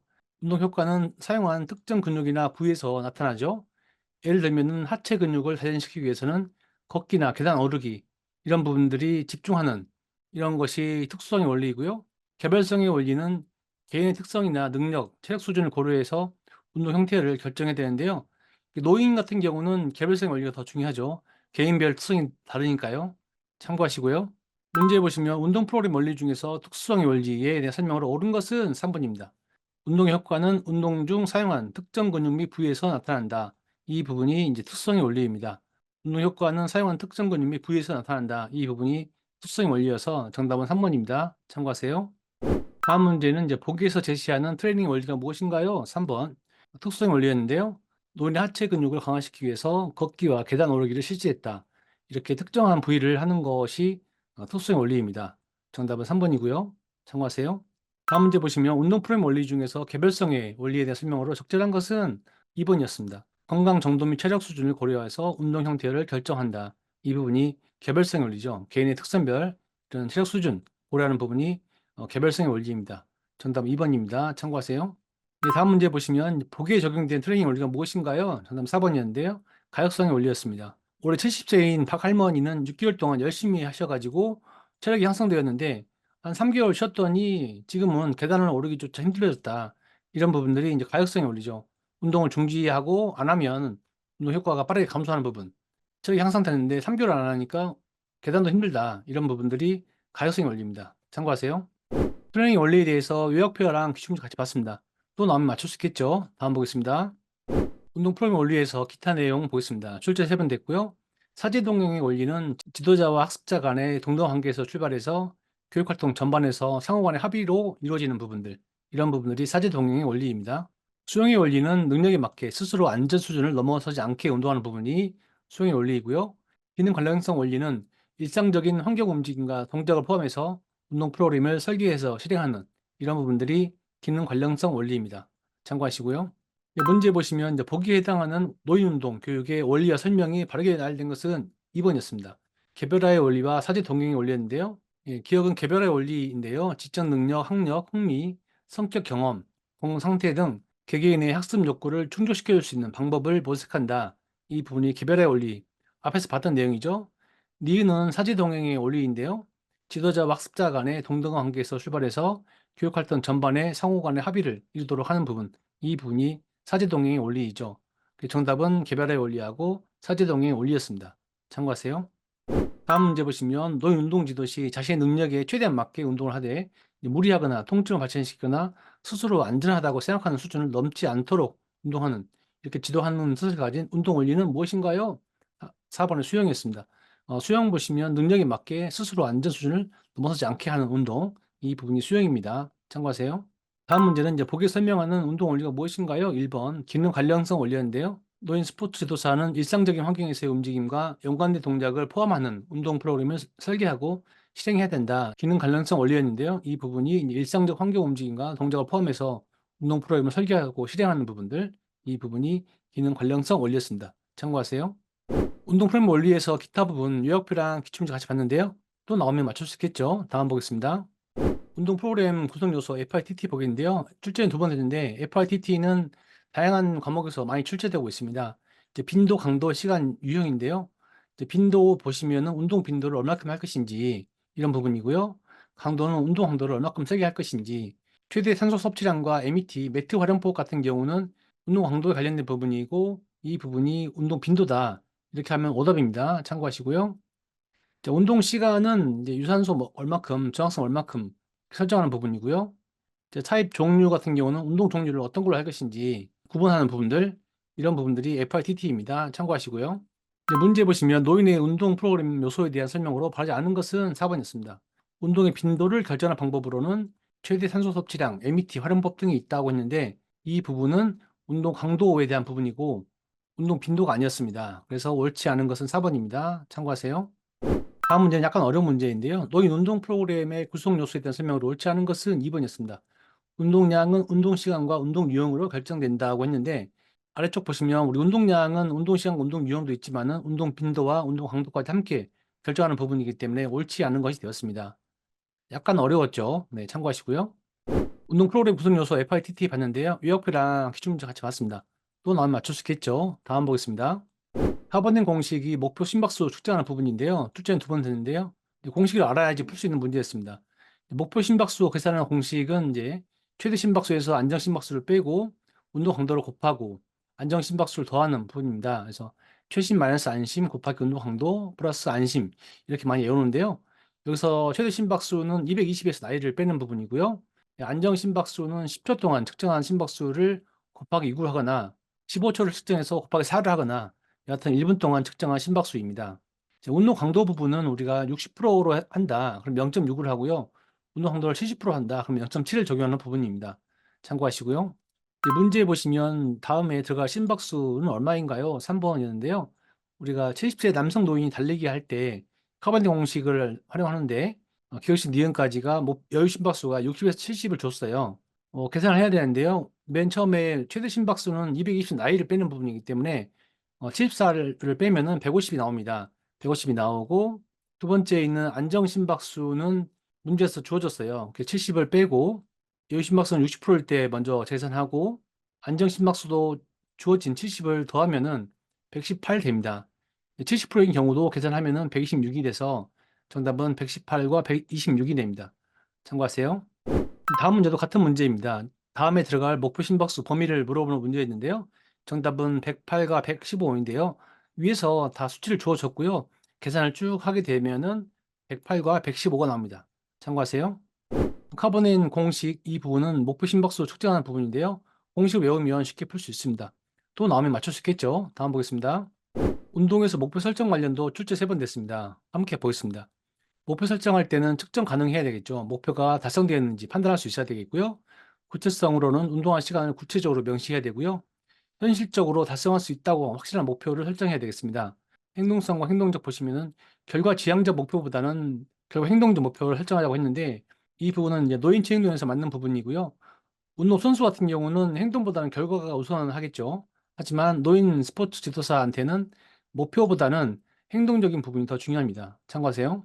다음 보시면 노인 운동 참여자들의 목표 설정에 대한 설명으로 바르지 않은 것은 4번이었습니다. 행동적 부분 보시면 참여자는 결과 행동적 목표보다는 결과 지향적 목표를 통해서 자 효능감을 높여야 된다고 했는데 이러면 위험합니다. 노인의 경우는 결과보다는 행동에 옮길 수 있는 수준이 더 중요합니다. 그래서 바르지 않는 부분은 4번입니다. 참고하세요. 다음 보시면 노인의 지속적인 운동 참여를 위해서 목표 설정 방법으로 옳지 않은 것은 3번이었습니다. 목표는 달성하기 어려운 곳으로 하면 안 되겠죠. 위반이니까 달성 가능한 목표를 해야 되겠습니다. 옳지 않은 것은 3번입니다. 참고하세요. 다음 문제도 같은 문제입니다. 노인 운동 참여 시 목표 설정 방법으로 적절하지 않은 것은 3번이었습니다. 도전성이 높은 목표를 설정하는 게 아니고 달성 가능한 목표를 설정해야 되겠죠. 적절하지 않은 것은 3번입니다. 참고하세요. 운동 목표 설정에 대해서 요약표랑 기출문제 같이 봤습니다. 또 나오면 맞출 수 있겠죠. 다음 보겠습니다. 반도라의 자기 효능감 보겠습니다. 스포츠 심리학에서 나왔던 부분인데요. 이 이후로 스포츠 심리학에서 나온 이론들이 몇 개 나옵니다. 일단은 반도라의 자기 효능감 먼저 보겠습니다. 출제가 많이 되고 있는데요. 자기 효능감은 뭐 자아 효능감이라고 할 수 있는데 목표 성취에 도달할 수 있는 자신의 능력을 평가하고 믿은 부분이고요. 자기 효능감, 자기 존중감 향상을 위해서는 정기적인 운동과 안정, 칭찬, 지지 이런 부분들이 필요하고요. 노인 스포츠 지도사에게는 운동 참여하는 노인들에 대해서 자기 효능감을 높일 수 있는 동기유발하는 이런 부분들이 필요합니다. 강화 방법으로는 강화에서는 성공 경험이나 사회적 설득, 사회적 지지, 대리 경험, 기대 이런 부분들이 필요하고요. 성취 경험과 성공 경험이 가장 큰 영향력이죠. 또 노인의 경우는 혼자 생각해서 결정하는 부분이 아니고 사회적인 지지라든가 칭찬 이런 부분들이 필요합니다. 참고하세요. 문제 보시면 반두라의 자기 효능감 이론에 근거해서 운동 참여 유도 방법으로 옳지 않은 것은 4번이었습니다. 사회적 지지보다는 혼자 생각하는 시간을 갖는다가 아니고 이게 순서가 바뀌었죠. 혼자 생각보다는 사회적 지지가 필요하다. 이렇게 해야 맞는 부분입니다. 옳지 않은 것은 4번입니다. 참고하세요. 다음 문제도 같은 문제입니다. 노인 운동 참여에서 불안과 두려움을 극복하기 위한 반도라의 자기 효능감 이론의 변인과 정진 전략으로 옳지 않은 것은 3번이었습니다. 언어적 설득, 운동과 관련된 의사결정을 스스로 내리면 안 되고요. 사회적 지지라든가 칭찬 이런 부분들이 필요하겠습니다. 옳지 않은 것은 3번입니다. 참고하세요. 다음 문제 보시면 이제 보기에 들어갈 용어가 바르게 나열된 것은 사회적 지지랑 자기 효능감이 정답이었는데요. 앞에 봤던 문제랑 좀 비슷합니다. 노인은 사회적 역할의 상실 등으로 인해서 자신감을 잃기 쉬우며 점점 고립되어 고독감을 느끼기 때문에 다른 사람이나 사회로부터 보살핌, 존중, 도움을 받는 사회적 지지가 필요하다. 1번 기억은 사회적 지지이고요. 노인은 일정 수준의 목표를 성취할 수 있다는 자신의 역량에 대한 믿음을 뜻하는 자기 효능감을 가져야 된다. 자기 효능감이 중요한 부분입니다. 그래서 정답은 사회적 지지하고 자기 효능감입니다. 참고하세요. 다음 문제 보시면 이제 보기 가로 안에 들어갈 용어가 무엇인가요? 3번 자기 효능감과 자기 개념이었는데요. 노인이 일정 수준의 수행을 성취할 수 있는 자신의 역량에 대한 판단은 자기 효능감을 뜻하는 부분이죠. 자기 개념은 자신에 대해서 가지고 있는 의견, 감정, 믿음 이런 부분들이다. 정답은 자기 효능감과 자기 개념이었습니다. 참고하세요. 다음 문제는 자아효능감 이론에 대해서 설명으로 바르지 않는 것은 1번이었습니다. 2, 3, 4가 자아효능감 이론 맞았고요. 1번은 뒤에 나오는데요. 이제 신념과 행동 사이의 관계를 설명하는 이론으로 태도, 주관적 규범 등이 행동에 영향을 미친다. 이 부분이 계획 행동 이론인데요. 이 다음 부분에서 나옵니다. 바르지 않는 것은 1번이었습니다. 참고하시고요. 판도라의 자기 효능과 관련해서 요약표하고 기출문제 같이 봤습니다. 또 나오면 맞출 수 있겠죠. 다음 보겠습니다. 운동 참여, 행동 변화 관련해서 계획 행동 이론, 출제된 두 문제 같이 보겠습니다. 계획 행동 이론은 앞에서 잠깐 언급했는데요. 자신의 신념과 행동을 연결하는 이론입니다. 구성 요인으로 태도, 주관적 규범, 지각된 행동 통제, 의도 이런 부분들이 있습니다. 참고하시고요. 문제 보시면 보기에서 설명하는 행동 변화 이론은 무엇인가요? 정답 3번이었습니다. 계획 행동 이론이었는데요. 자신의 신념과 행동을 연결하는 이론이다. 위에 설명했죠? 구성 요인으로 태도, 주관적 규범, 지각된 행동 통제, 의도, 행동 통제 인식 이런 부분들이 계획 행동 이론입니다. 참고하세요. 다음 문제 보시면 보기 설명하는 행동 변화 이론이 무엇인가요? 정답 4번 계획된 행동 이론이었는데요. 65세인 조 할머니는 요즘 살이 찌고 움직이는 것도 점차 힘들어지고요. 가족과 친구들이 운동을 막 권유하고 있는데 거부하고 운동하지 않았어요. 그런데 최근에 그 병원에서 당뇨병 판정을 받고 의사가 운동을 권유했어요. 그래서 운동에 대한 믿음과 의지가 생겨서 구체적인 목표를 세우고 헬스장에서 운동을 시작했습니다. 이게 무엇인가요? 이 부분이 계획된 행동 이론이었습니다. 가장 적절한 것은 4번입니다. 참고하세요. 계획 행동 이론에 대해서 요약표랑 기출문제 같이 봤습니다. 또 나오면 맞출 수 있겠죠? 다음 보겠습니다. 행동 변화 이론에서 건강 신념 모형 관련해서 출제된 두 문제 보겠습니다. 건강 신념 모형은 신념이 행동에 중요한 역할이고요. 행동 예측에 6가지 요소가 있는데요. 제약된 개연성, 제약된 심각성, 제약된 이익, 제약된 장애, 행동의 계획이 자기 효능감 등이 있고요. 자기 효능감은 신체 활동 효과를 인식하고 행동으로 쉽게 유발하는 이런 부분입니다. 참고하시고요. 네, 문제 보시면 보기 내용을 설명할 수 있는 노인의 건강 행동 이론이 무엇인가요? 저는 4번이었습니다. 건강 신념 모형이었는데요. 신체 활동 효과를 인식하고 이를 행동으로 옮길 수 있는 자기 효능감은 행동 변화를 쉽게 유발한다. 이 부분이 있고요. 제약된 개연성, 제약된 신강성, 제약된 이익, 제약된 장애, 행동 계획이 자기 효능감의 6가지 요소로 구성된다. 이 부분은 건강 신념 모형이었습니다.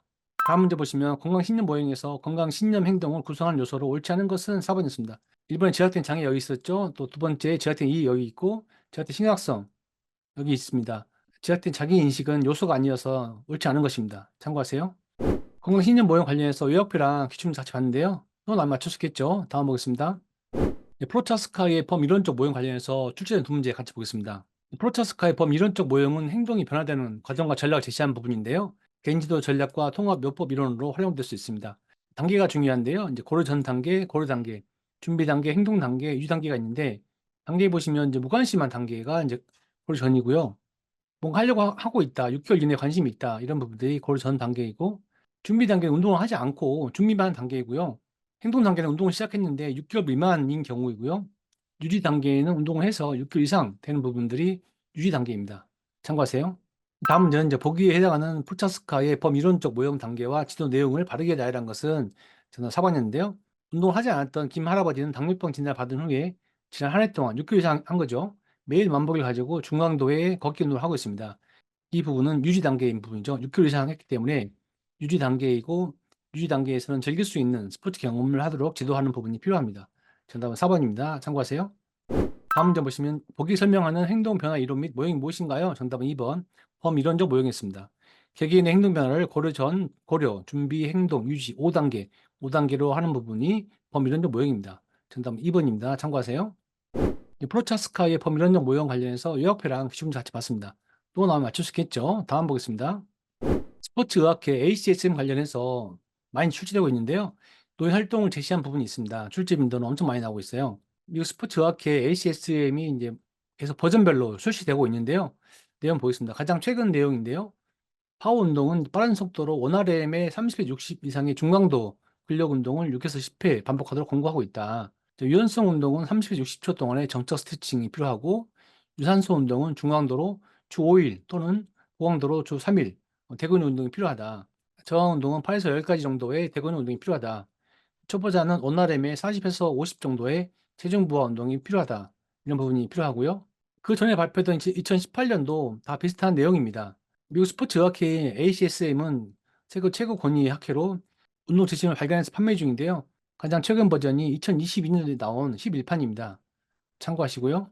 다음 문제 보시면 미국 스포츠 의학회 ACSM 2022년 버전에서 제시한 노래 운동 지침으로 옳지 않은 것은 3번이었습니다.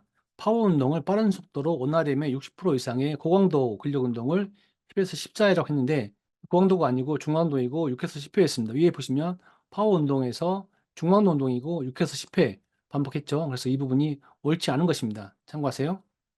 다음 문제 보시면 ACSM 2018년도 버전에서 제시한 노인을 위한 운동 권장사항으로 적절한 것은 2번이었습니다.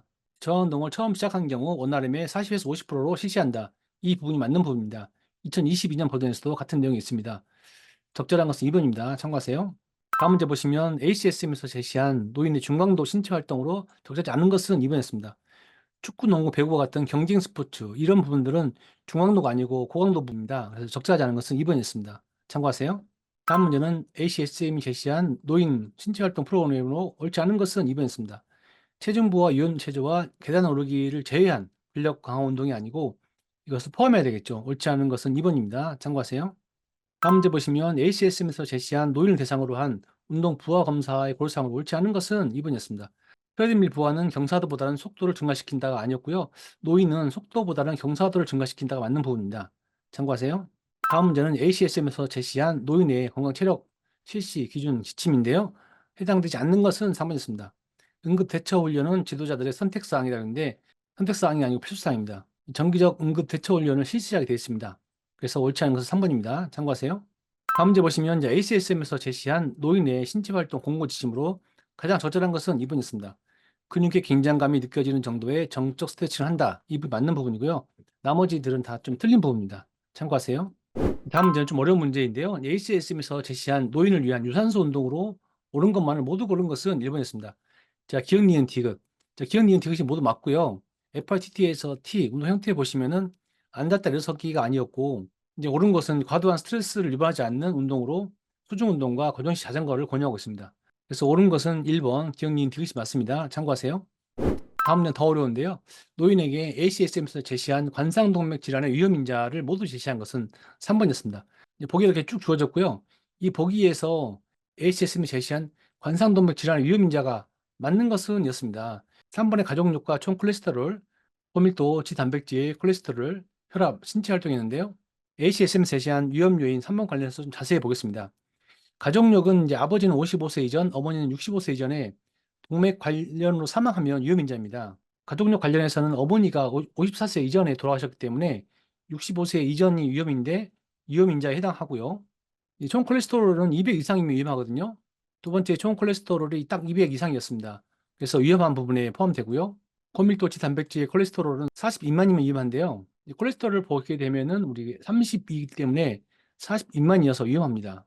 혈압은 140 이상, 90 이상이면 위험한데요. 여기 혈압 보시면은 이제 190이었죠. 그래서 140 이상이기 때문에 위험합니다. 신체 활동은 최소 3개월 동안 주 3일, 중강도 30분 이상 안 하면 위험한데요. 신체 활동 관련해서 신체 활동하지 않기 때문에 위험합니다. 그래서 3번이 다 위험한 요소를 다 모아놨습니다. 정답은 3번입니다. 참고하세요. 다음 문제 보시면 보기에서 김 할아버지의 죽상경화증, 심장질환, 위험 요인 다르게 제시한 것은 3번이었습니다. 보기가 주어졌고요. ACSM을 기준으로 해서 맞추라는 얘기인데요. 연령, 비만, 당뇨병, 흡연이 제가 제시를 했는데요. 이 부분이 다 위험한 요소에서 위험 요인으로 바르게 제시한 것은 3번이었습니다. 참고하세요. 다음 문제도 비슷한 유형인데요. 이제 보기에서 노인의 운동 처방으로 옳은 것을 모두 고른 것은 3번이고요. ACSM을 기준으로 한다는 얘기고요. 전체적으로 여러 가지 예가 주어졌는데요. 니은, 디귿, 니을이 맞는 부분이고 이제 기억과 미음이 안 맞는 부분인데요.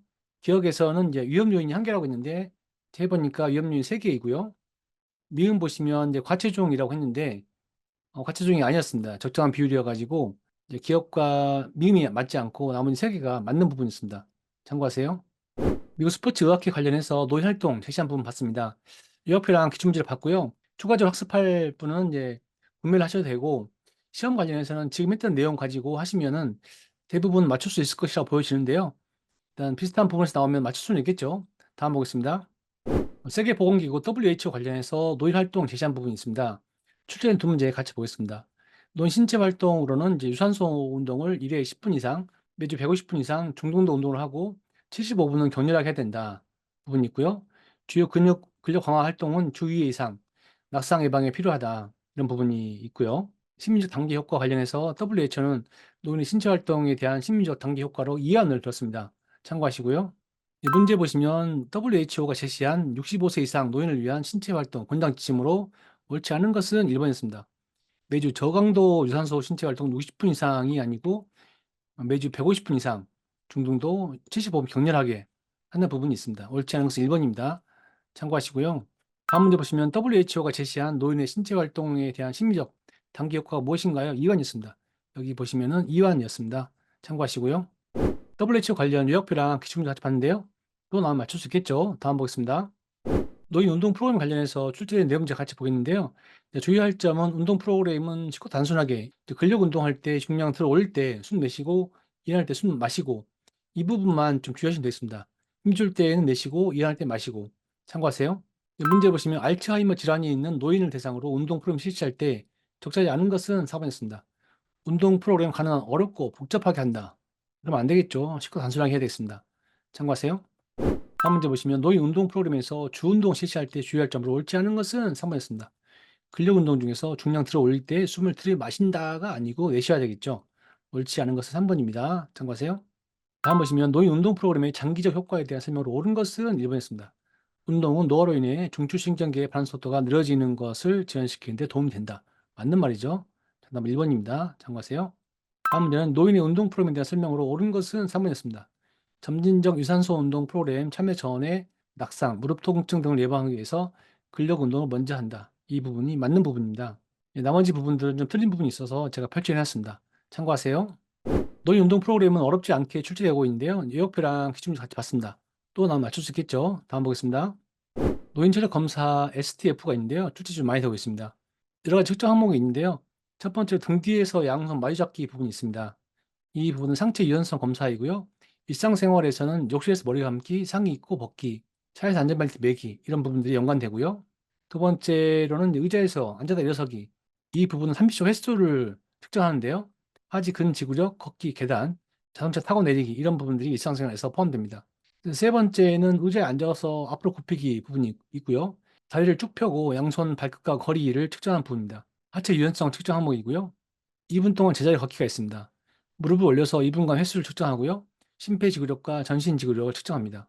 30초 아령 들기는 30초 동안 덤벨 횟수를 측정하는데요. 상지 근지구력을 측정합니다.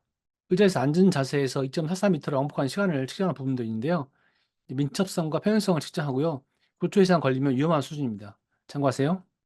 문제 보시면 보기에 들어갈 용어로 바르게 나열한 것은 2번이었습니다. 보기 보시면 노인 체력 검사 STF 관련인데요. 검사 항목의 기억 니은을 묻는 문제였습니다. 일상생활에서 욕실에서 머리 감기, 상의를 입고 벗기, 차에서 안전벨트 매기가 무엇인가요? 하면은 체력 검사 항목이 등 뒤에서 양손 많이 잡기였고요. 니은은 이제 걷기랑 계단 오르기, 자동차에서 타고 내리기 있었는데 이 부분이 의자에 앉았다가 일어서기 부분이었습니다. 이 부분이 요약표에서도 첫 번째가 등 뒤에서 양손 마주 잡기 이 부분이 위쪽에 있었고요. 니은 부분은 의자에 앉아서 일어서기 이 부분도 위에 옆에 있었습니다. 참고하세요. 다음 보시면 노인 체력 검사 STF 항목이 아닌 것은 2번이었습니다. 서서 잇몸 앞으로 굽히기가 아니었고요.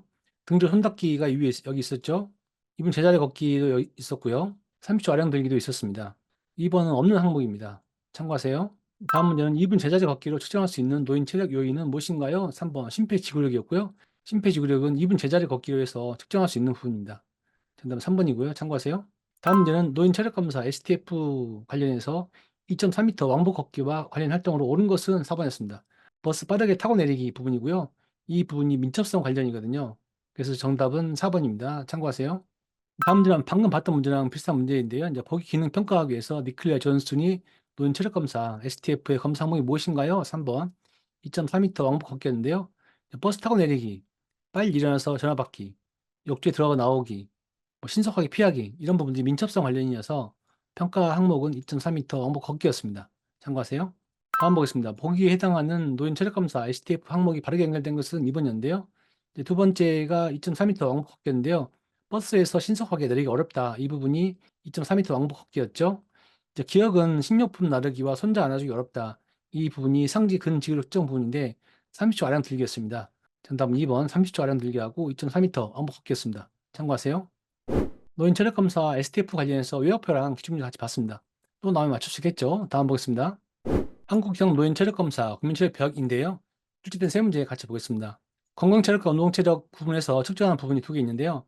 건강체력에서 상지 근기능은 상대 악력으로 근기능 상지를 측정하고요. 하지 근기능은 근기능 하지를 측정하는데요. 의자에서 앉았다 일어서기 횟수를 가지고 평가하고요. 심폐지구력은 6분 걷기, 2분 제자리 걷기 횟수를 평가합니다. 유연성은 앉아서 잇몸 앞으로 굽히기를 해서 양손과 발끝 거리인데요. 다리를 쭉 펴가지고 양손과 발끝의 거리를 센티미터로 구분합니다. 운동 체력은 평형성과 회복력을 측정하는데요.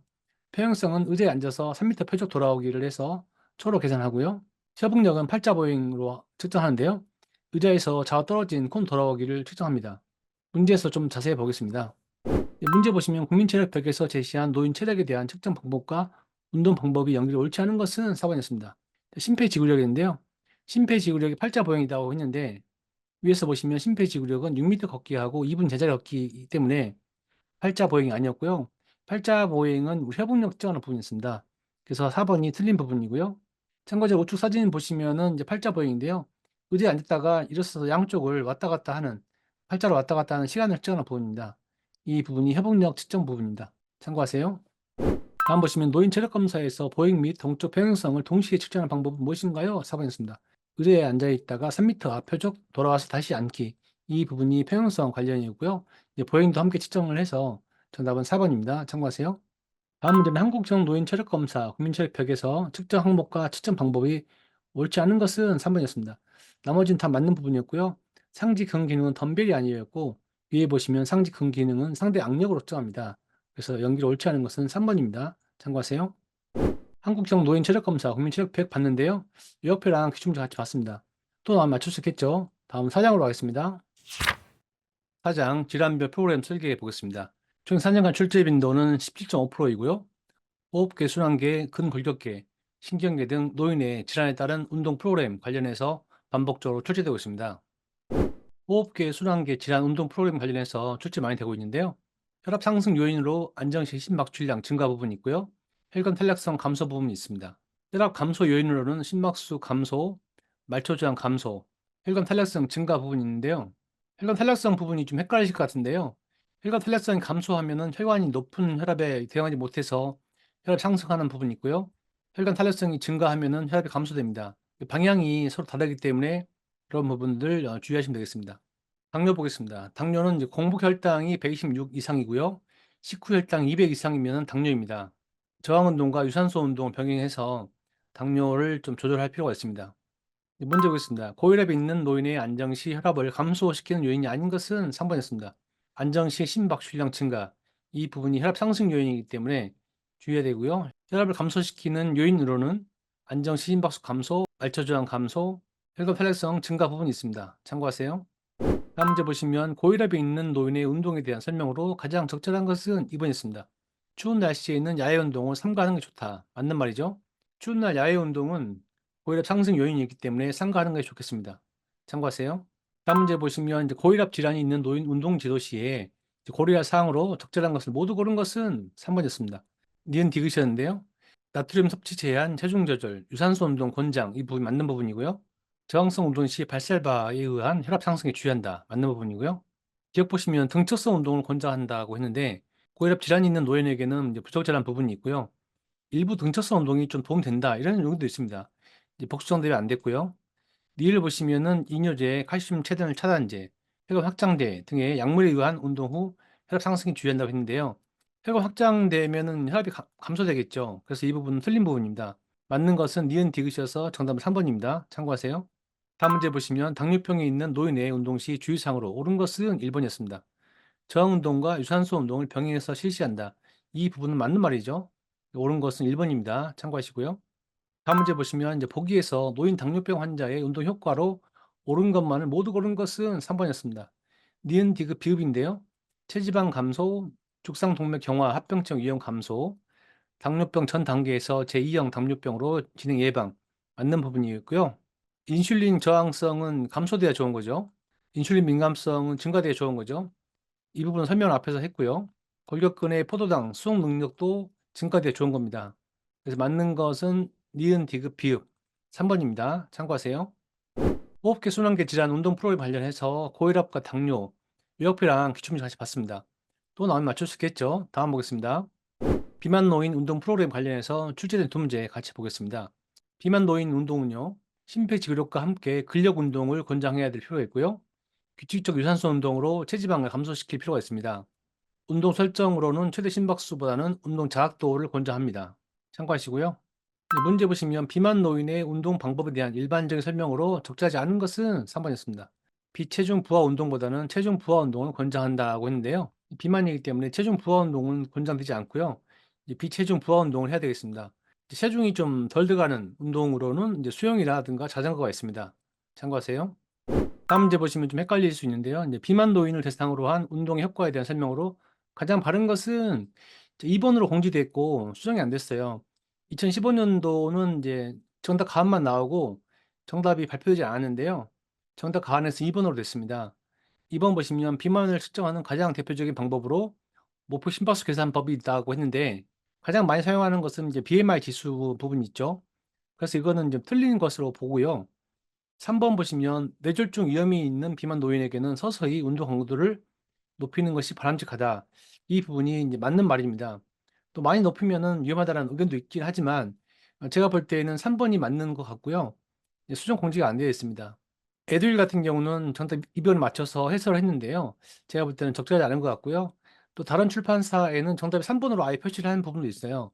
제가 볼 때도 3번이 2번보다는 적정한 것 같습니다. 참고하세요. 비만 노인 운동 관련해서 요약표랑 기출문제 같이 봤습니다. 또 나오면 맞출 수 있겠죠? 다음 보겠습니다. 근골격계 질환 운동 프로그램 관련해서 출제 많이 되고 있는데요. 체중 부하 운동과 비체중 부하 운동 관련해서 출제 많이 되고 있습니다. 체중의 부하를 이용한 운동으로는 이제 등산, 테니스, 스케이트 등 체중의 부하가 있는 운동이고요. 비체중 부하 운동으로는 이제 수영이라든가 수중 운동, 고정식 자전거 타기 이런 부분들이 체중의 부하가 적은 운동입니다. 참고하시고요. 문제에 보시면 이제 보기에서 근골격계 질환이 있는 노인에게 적합한 운동만을 모두 고른 것은 2번이었습니다. 니은, 리을, 비읍이었는데요. 이제 수영과 수중 운동, 고정식 자전거 타기 이 세 개가 비체중 부하 운동이죠. 그래서 세 개 맞는 부분이고요. 이제 등산은 이제 체중 부하 운동이죠. 테니스도 체중 부하 운동이고 스케이팅도 체중 부하 운동입니다. 그래서 정답은 2번입니다. 참고하세요. 다음 문제 보시면 근감소증을 겪고 있는 노인이 일상생활에서 할 수 있는 근육 증강 훈련으로 가장 효과가 낮은 것은 정답은 1번이었습니다. 맞는 거 보시면 이제 무게를 이용한 저항성 운동, 앉았다가 일어서기 반복하는 부분, 계단 오르기 이런 부분들이 이제 무게를 위한 저항성 운동이고요. 느린 속도로 수영하기 이 부분은 근육 증강 훈련에 효과가 낮아서 가장 효과 낮은 것은 1번이었습니다. 참고하세요. 다음 문제 보시면 노인의 근골격계 질환에 관한 권장 운동으로 옳지 않은 것은 1번이었습니다. 골다공증이 있는데 골밀도 증가를 위한 수영. 이제 수영은 체중 부하가 적어서 골밀도 증가에 효과가 좀 많지 않겠죠. 옳지 않은 것은 1번이었습니다. 참고하세요. 다음 문제 보시면 골다공증 노인에게 운동을 지도할 때 고려할 사항으로 옳지 않은 것은 3번이었습니다. 골밀도를 증가시키기 위해서는 고강도 점프 운동을 권장한다. 고강도 점프 운동은 골다공증 노인에게 위험하겠죠. 그래서 권장하는 것은 옳지 않습니다. 정답은 3번입니다. 참고하세요. 다음 보시면 골다공증이 있는 노인의 운동에 대한 설명으로 적절하지 않은 것은 3번이었습니다.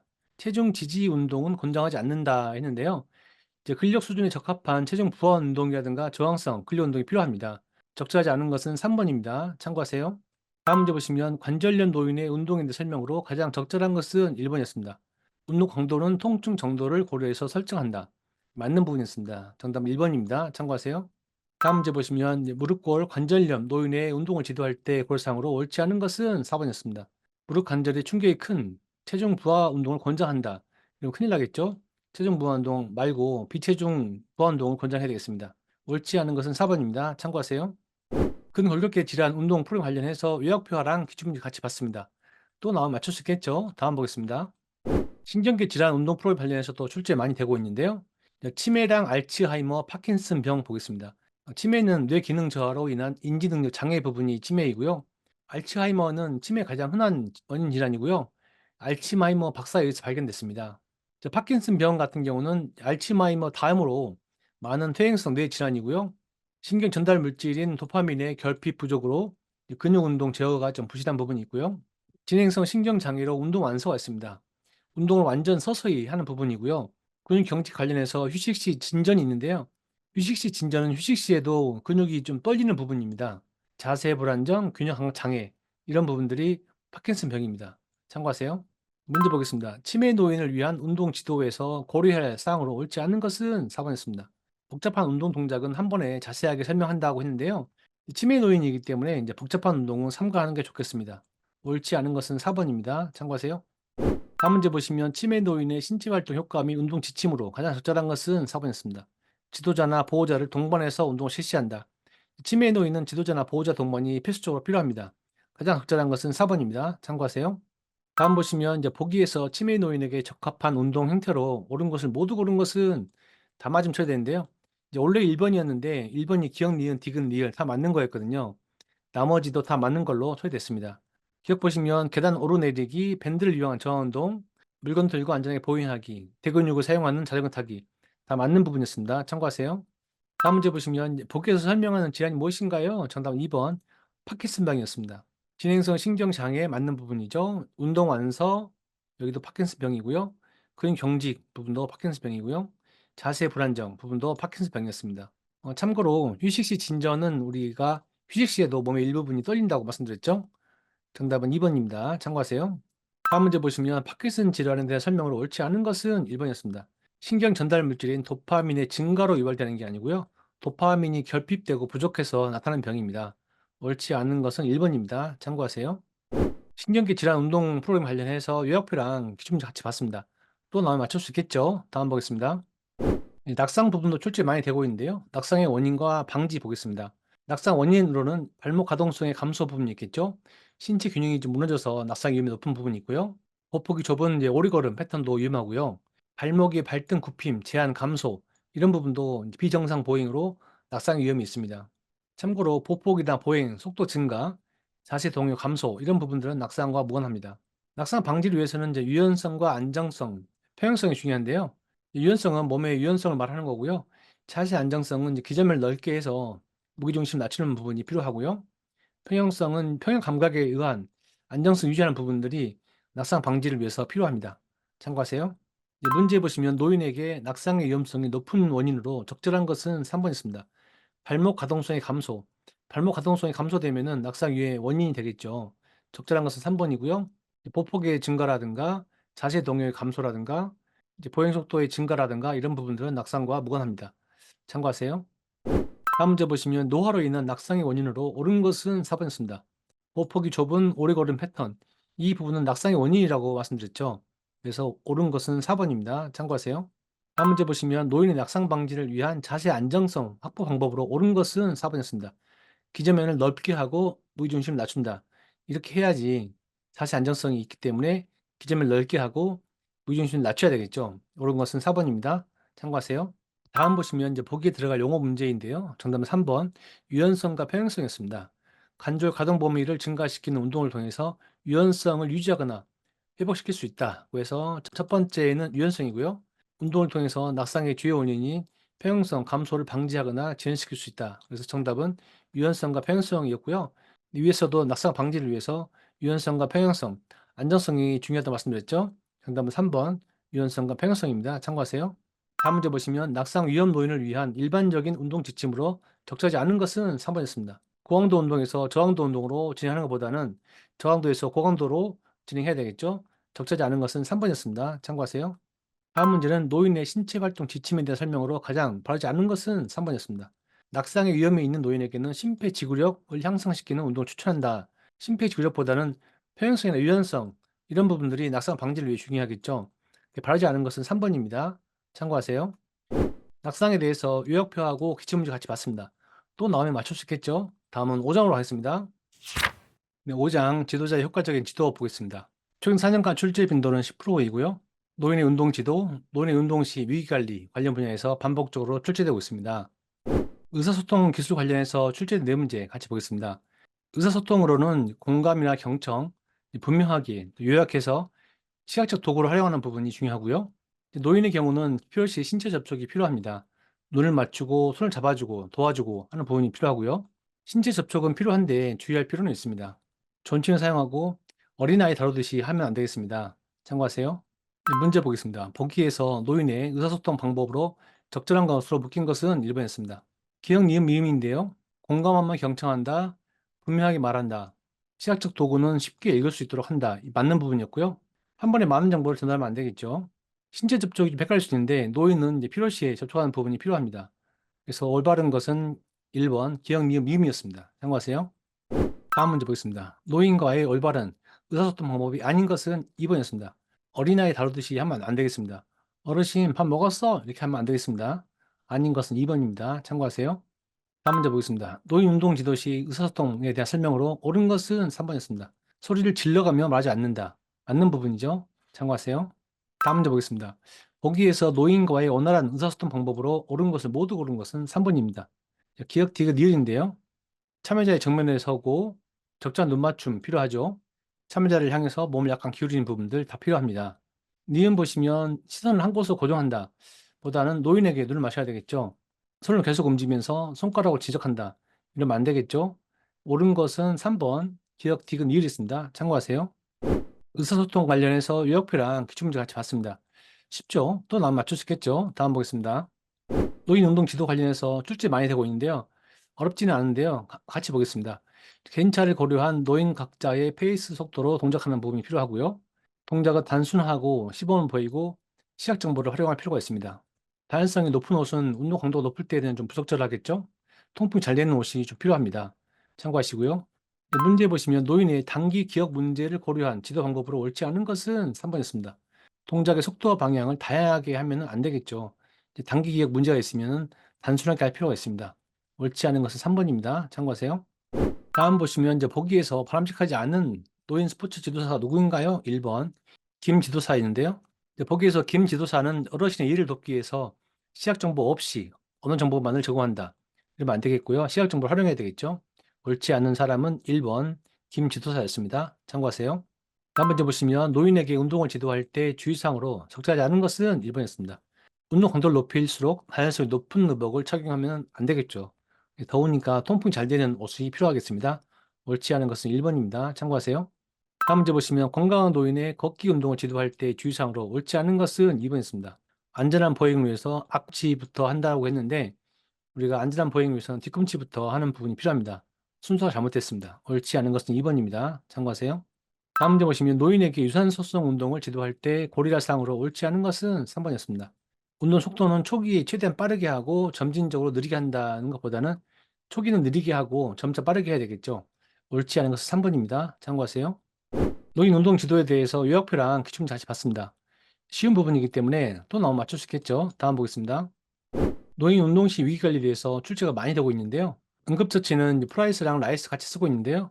이제 프라이스는 이제 프로텍션 하나 더 들어갔죠. 이제 보호, 휴식, 냉찜질, 압박, 거상, 고정 이런 부분이 있고요. 일반적인 응급처치는 이제 라이스를 많이 쓰죠. 휴식, 안정, 냉찜질, 압박, 거상인데요. 참고하시고요. 네, 문제 보겠습니다. 자, 아래 표는 노인 운동할 때 응급 상황에 대해서 응급처치 방법과 목적을 제시한 건데요. 자, 기억과 니은, 디귿 뭐가 있을까요? 맞추는 문제였습니다. 정답은 이제 보호하고 통증 부종, 염증 감소, 근 경련 감소였는데요. 앞에 보시면 첫 번째 이제 프라이스에서 오는 게 뭐냐? 첫 번째는 이제 보호였고요. 냉찜질에 대해서 목적이 무엇이냐고 했는데 냉찜질의 목적은 통증이나 부종, 염증 감소가 맞는 부분이고요. 이제 고정의 목적이 무엇이냐고 했는데 근경련 감소 이런 부분이 되겠죠. 정답은 3번입니다. 참고하세요. 다음 문제 보시면 응급처치에 대한 설명으로 가장 바른 것은 1번이었습니다. 심장질환의 징후가 나타나면 즉시 운동을 중지하고 병원 이송한다. 맞는 부분이죠. 정답은 1번입니다. 참고하세요. 다음 문제 보시면 노인 운동 시 응급상황에 대한 설명으로 옳지 않은 것은 1번이었습니다. 의식 없이 호흡이 있는 경우에 심폐소생술을 실시한다. 했는데 호흡이 있으면 심폐소생술을 실시하면 안 되겠습니다. 이거 자주 나오니까요. 참고하시고요. 옳지 않은 것은 1번입니다. 다음 문제 보시면 노인 운동 중에 발생한 응급 상황에 대해서 처치를 옳지 않은 것은 4번이었습니다. 심정지가 발생하면 즉시 119에 신고하고 구급대가 도착할 때까지 기다린다. 계속 기다리면 안 되겠죠. 심정지가 발생했으니까 즉시 심폐소생술을 실시해야 되겠습니다. 옳지 않은 것은 4번입니다. 참고하세요. 다음 문제는 지도자가 노인의 운동 중지를 해야 할 조건으로 적절히 않은 것은 4번이었습니다. 운동 강도에 따라서 심박수가 증가한다는 부분은 정상이기 때문에 중지가 아니고요. 급격한 혈압 상승이라든가 참여자가 좀 중단 요구할 때, 호흡곤란 이럴 때는 운동을 즉시 중지해야 되겠습니다. 참고하세요. 다음 문제는 노인의 운동 중 발생한 손상에 대한 지도자의 응급처치로 적절한 것은 1번이었습니다. 의식이 있는 경우에 환자의 동의를 구한다. 이런 부분이 필요합니다. 적절한 것은 1번입니다. 참고하세요. 다음 문제는 운동 중에 노인의 심정지 상황에 대해서 응급처치로 적절하지 않은 것은 4번이었습니다. 심폐소생술 실시 중에 의식이 돌아오지 않으면 가슴 압박을 중단한다. 중단하지 않고 계속해야 되겠습니다. 적절하지 않은 것은 4번입니다. 참고하세요. 다음 문제는 이제 노인 운동 시설에서 안전하게 장비를 제공하는 방법으로 바르지 않은 것은 4번이었습니다. 언제든지 사용하는 시설에는 표시나 스티커를 부착하지 않도록 한다고 하면 안 되겠죠. 항상 표시를 부착해야 되겠습니다. 바르지 않는 것은 4번입니다. 참고하세요. 다음 문제 보시면 노인 운동 시의 위험 관리 항목과 방법이 다르게 연결된 것은 2번이었습니다.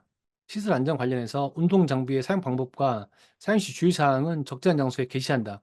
맞는 부분이죠. 정답은 2번입니다. 참고하세요. 다음 문제 보겠습니다. 노인 운동 시 위험 관리에 대한 지침으로 옳은 것만을 모두 고른 것은 2번입니다. 신체 활동 프로그램 시작 전에 신체적 기능에 따라서 참여자를 선발한다. 맞는 부분이고요. 시각적 문제가 있는 경우에 적절한 조명과 거울로 된 벽, 방향 표시를 한다. 맞는 부분이죠. 심장 질환 징후인 가슴 통증, 호흡곤란, 불규칙한 심박수 나타나면은 운동을 바로 중지해야 되겠습니다. 다 맞는 부분이고요. 니은 보시면 심정지 노인의 심폐소생술 시행 중에는 자동 심장 충격기를 사용하지 않는다. 사용해야 되겠죠. 청각적 문제가 있는 경우에는 잘 들리지 않는 귀에다가 큰 소리로 얘기한다가 아니고 잘 들리는 귀에다 얘기해야겠죠. 이게 옳지 않기 때문에 옳은 것은 기역, 디귿, 미음입니다. 참고하세요. 노인 운동 시 위기관리에 대해서 요약표랑 기출문제 같이 봤습니다. 또 나오면 맞출 수 있겠죠? 1장부터 5장까지 요약표랑 기출문제 같이 봤습니다. 지금까지 나온 요약표는 모두 모아가지고 메일로 보내드립니다. 반복 출제되지 않은 일회성 문제는 전자책을 참고하시고요. 전 다음 과목에서 뵙겠습니다. 지금까지 노인체육론 요약자료와 기출문제 전체를 살펴보았습니다. 노인체육론은 기출문제 범위에서 반복적으로 출제되고 있는데요. 문제가 단순하여 몇 개만 외우면 고득점할 수 있습니다. 첫 번째 고정 댓글을 참고하여 전자책을 다운로드하세요. 노인체육론에서 고득점하여 노인 스포츠 지도사 필기시험의 평균 점수를 올려줄 것입니다. 간단한 질문이나 의견은 댓글 남겨주시고요. 댓글은 모두 답변 드리겠습니다. 전자책에 대한 질문이나 의견은 오픈 채팅방에 알려주세요. 밴드와 카페를 통해 채팅방의 질문은 별도 게시글로 정리하겠습니다. 밴드와 카페 주소는 첫 번째 고정 댓글에 소개되어 있습니다. 추가 정보는 첫 번째 고정 댓글과 다음 영상에서 제공하도록 하겠습니다. 구독과 좋아요 클릭하세요. 다음 영상 제작되면 알림이 가는 것은 아시죠? 최신 정보를 또 한 번 제작할 수도 있는데요. 구독 누르고 계시면 많은 도움이 될 것입니다. 도움이 되셨나요? 노인 스포츠 지도사 필기시험을 준비하는 모든 분들께 도움이 되었으면 좋겠습니다. 끝까지 봐주셔서 감사합니다. 노인 스포츠 지도사 시험 합격을 응원합니다. 파이팅!